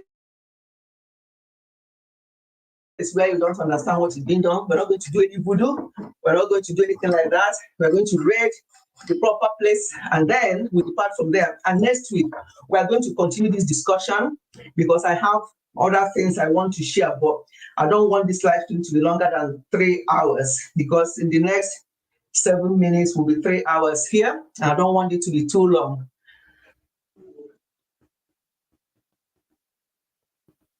Yeah, let's see where we're going to read. Please don't go. I want you all, I'm going to land you there safely. I have not eaten 3 times since we started the live stream. 3 times? How do you mean you have not eaten 3 times since we started the live stream? What do you mean, Bijoy, since we started the live stream, you have not eaten 3 times? Should you have eaten 3 times since live stream that will just lasted 3 hours? Let me understand what you mean.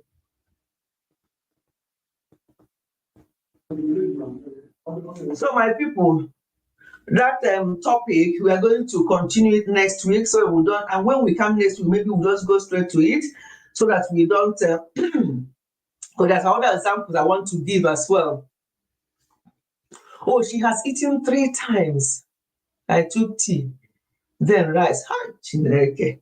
You took tea and then rice 3 times since the live stream started. Be joy.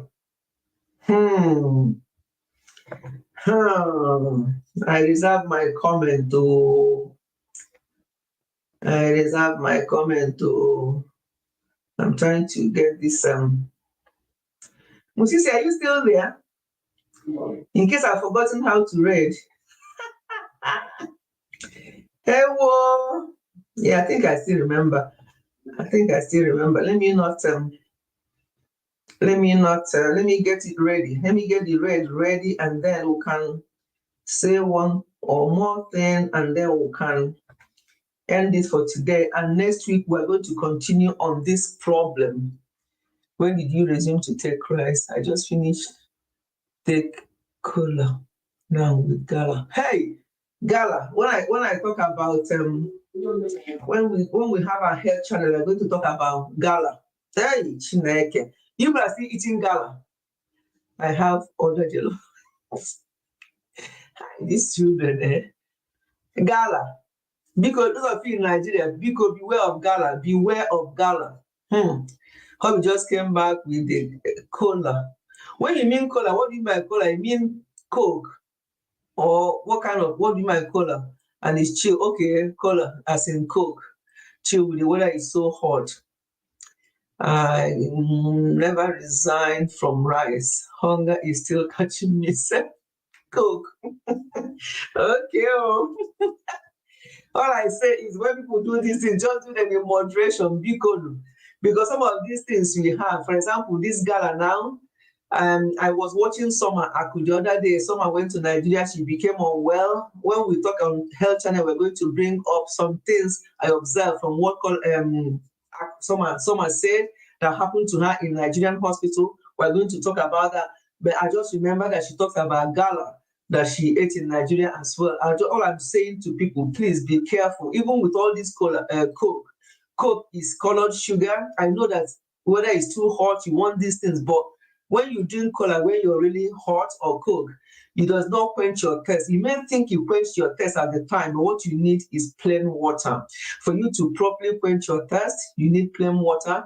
Coke is colored sugar, and it has full of gas. It's got a lot of gas in it, and it's not good for your inside. Especially, it depends on how how much you have it. Maybe once in a while, when we go out for meals, hubby will order for Coke. That's the only time we have Coke.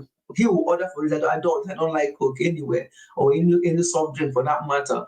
But if you have to have it, just have this thing sparingly. Coke has a lot of gas in it, and even the diet Coke, or the one they say zero Coke, is even worse than normal Coke. But we're not going into all that today.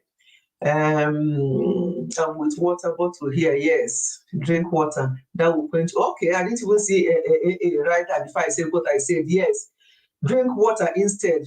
Because stop this Coke, stop this carton colored sugar, colored things in the bottle in the name of Coke, Fanta, Sprite, and all that nonsense. They're all colored sugar. They have no food value. They will not quench your thirst. What will quench your thirst is water, and that is what you need when the water is hot.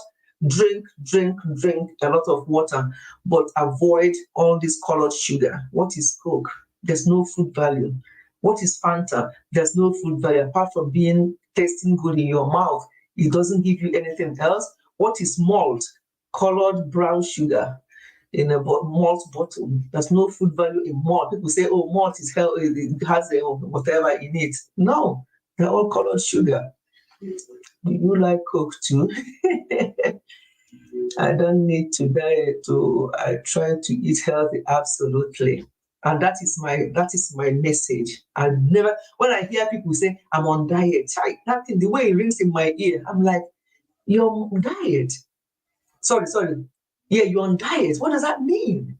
Healthy eating should be the way forward. Healthy eating is the way forward. Don't be on diet. Don't want to slim down. Obviously, if you're very overweight and when you're walking, your body is feeling so heavy on you, of course, cut down. And by healthy eating, actually, automatically, you will lose weight. But stop using the word, I'm on diet. I want to lose weight. I'm on diet. And people jumping on the scale. They will go on the run. They will go to the gym. They'll do this. Oh, and they jump on the scale the next day. I've lost 7 pounds. No, that is your diet. You want to do this thing for the rest of your life, so do it slowly. When I show you the food tasting we ate loads yesterday in the name of tasting food. Will I eat like that today, tomorrow, next month? No. But we did it because I know that it's a war, and I know that tomorrow is my fasting day. Whatever I ate yesterday, if it didn't go today, they will go by tomorrow. You see? So when you have to overindulge, do it. But don't continue doing it. That's when it's bad. So we can enjoy our lives. So, but going back to what we are talking about, marriages in diaspora, why they are failing, that thing that happened with the couple, we're going to continue this discussion next week. But there's something else that came on my inbox relating to this that I want us to touch on. But because we have spent now exactly 3 hours, which was not planned, I thought it was going to be 2 hours.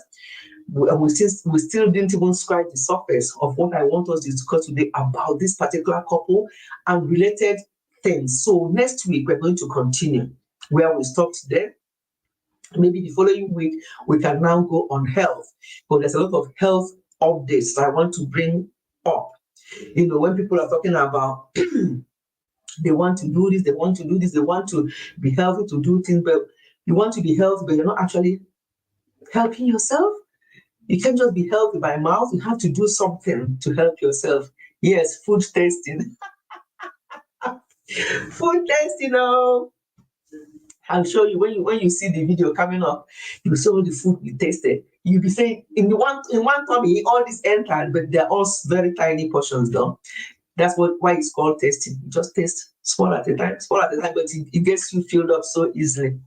And we went to 2 different places, you can imagine. Anyway, let's see where we're going to be going. Thank you, my lovely people. I love and appreciate you all. Thank you for making this very fun as usual. I'm so thankful to all of you who have been here from the beginning and you're still here. I do not take your love for granted. Thank you so much, everyone. There's no right or wrong way of marriages or people living together as husband and wife. There's no right or wrong way, but we have to find what suits us, and that is what we are about. What suits me or what I do that works for me may not work for you. So in everything, let's just be balanced, find out what works for you. Do not look at your friend, do not look at your sister or brother, what's happening in their home, because what works for them may not work for you. But what we are talking about here are general things and simple things that we can do. But what that woman and the man set their cameras to do on social media and brought it up on social media, that is not how to solve family or marriage issues. Every family, every couple, every relationship, no matter how close you think you are with your spouse, there are still some disagreements here and there. How you handle it is very important. And definitely setting the camera or asking your children to record you and put it on social media and using that kind of horrible words to your husband or to your wife is a no. It's not going to help that marriage. It's not going to help those children. And we'll have to think about it. When children are involved, it becomes a big deal. We are wrapping up. We are taking our rate very soon. Thank you. Oyoyo, please do me a favor. Replay for me later on. We wanted to talk about this marriage in diaspora, alarming statistics. We have touched it a little bit, but because we have so many other things that we have to go into one or the other, and so many things I have to update on, so we didn't really do justice to this particular topic. So we're going to continue it next Sunday by God's grace. But we talked around various other things today, and we have had fun in between as we normally do. So thank you so much, Oyoyo, for coming. We have been here for 3 hours now, and we are now taking a break. Get your seat belts on, everyone. Make sure you are sitting very well with your seat belts on. The captain is going to take off very soon, and we are going from the UK to Kenya. Please, when you land there, type Effective Family Red with red heart emoji, Effective Family Red, so that people in Kenya will know that we arrived there safely. I'm going to be saying hello to everyone over there in the next minute. Thank you so much for being here. I love and appreciate you all. You have all been fantastic. Oh, Sister Winnie, thank you so much for coming. It's been a while as well. Thank you, Sister Winnie. As I was saying to Yoyo, we have been here for 3 hours now plus, and we are taking a ride. Thank you, Mary Queen Longman. Don't go, Mary Queen. Go, come and join us. You're not paying any flight ticket. You don't need any visa to travel to Kenya. Join us to Kenya, everyone. And once we land there, you can just say Effective Family Red with love emojis for Goga to know that we arrived in Kenya safely. And from there, you can go whenever you want. Chika, Judy, B-Joy Special, all of you, every one of you, especially those rallying in from Nigeria, and you have been here for the 3 hours. I do not take it for granted. Every one of you, thank you so much. I appreciate you all. We are going to continue this discussion. We are in Kenya. When we get there, I'll ask the Kenyan guide. Where exactly in Kenya are we? Because I'm taking you, I'm the pilot or the captain. I don't even know. All I know is that we're landing in Kenya airport. Why do you want to know where? When you get to Kenya, then you do your safari. Do they do safari in Kenya? Yes, now. Then you can. Whose channel? Okay, is that what you mean? Goga, yoga with Goga. That's where we are all landing. And as soon as I end this live stream, we're all going to be going, we're all going to be flying there. And please remember to type Ifechi red with love emoji. You don't know what happened here last time. We flew to somewhere in America. I don't want to name the person. I flew my crew members to America. I think it's not America. We went there. Both myself or the captain and every other person in the crew, we could not understand what this brother was saying. The language, the accent, and his inside said that he was rapping because we couldn't understand him. And he's a familiar person on this YouTube. It's a very familiar person. And I love him so much. And I watch it, but sometimes I struggle. I'm like, hey, if I don't understand this person, sometimes I don't understand him fully, but I understand most of the time. But that day, you know him, yes. We went there, and my people, all from Nigeria, you can imagine, they went there but the Banigos was there as well that day. She said to me, Mommy Fetty, we went there because of you. But when we didn't see you typing anymore, we know that our captain have dropped us and ran. And that's exactly what I did, because they're talking about voodoo or whatever. But today, it will not be the case. Thank you so much, everyone. Please do not log off. Let's land in Kenya safely. We are going to understand what Kenyan people are saying. Ifechi family red with love emoji.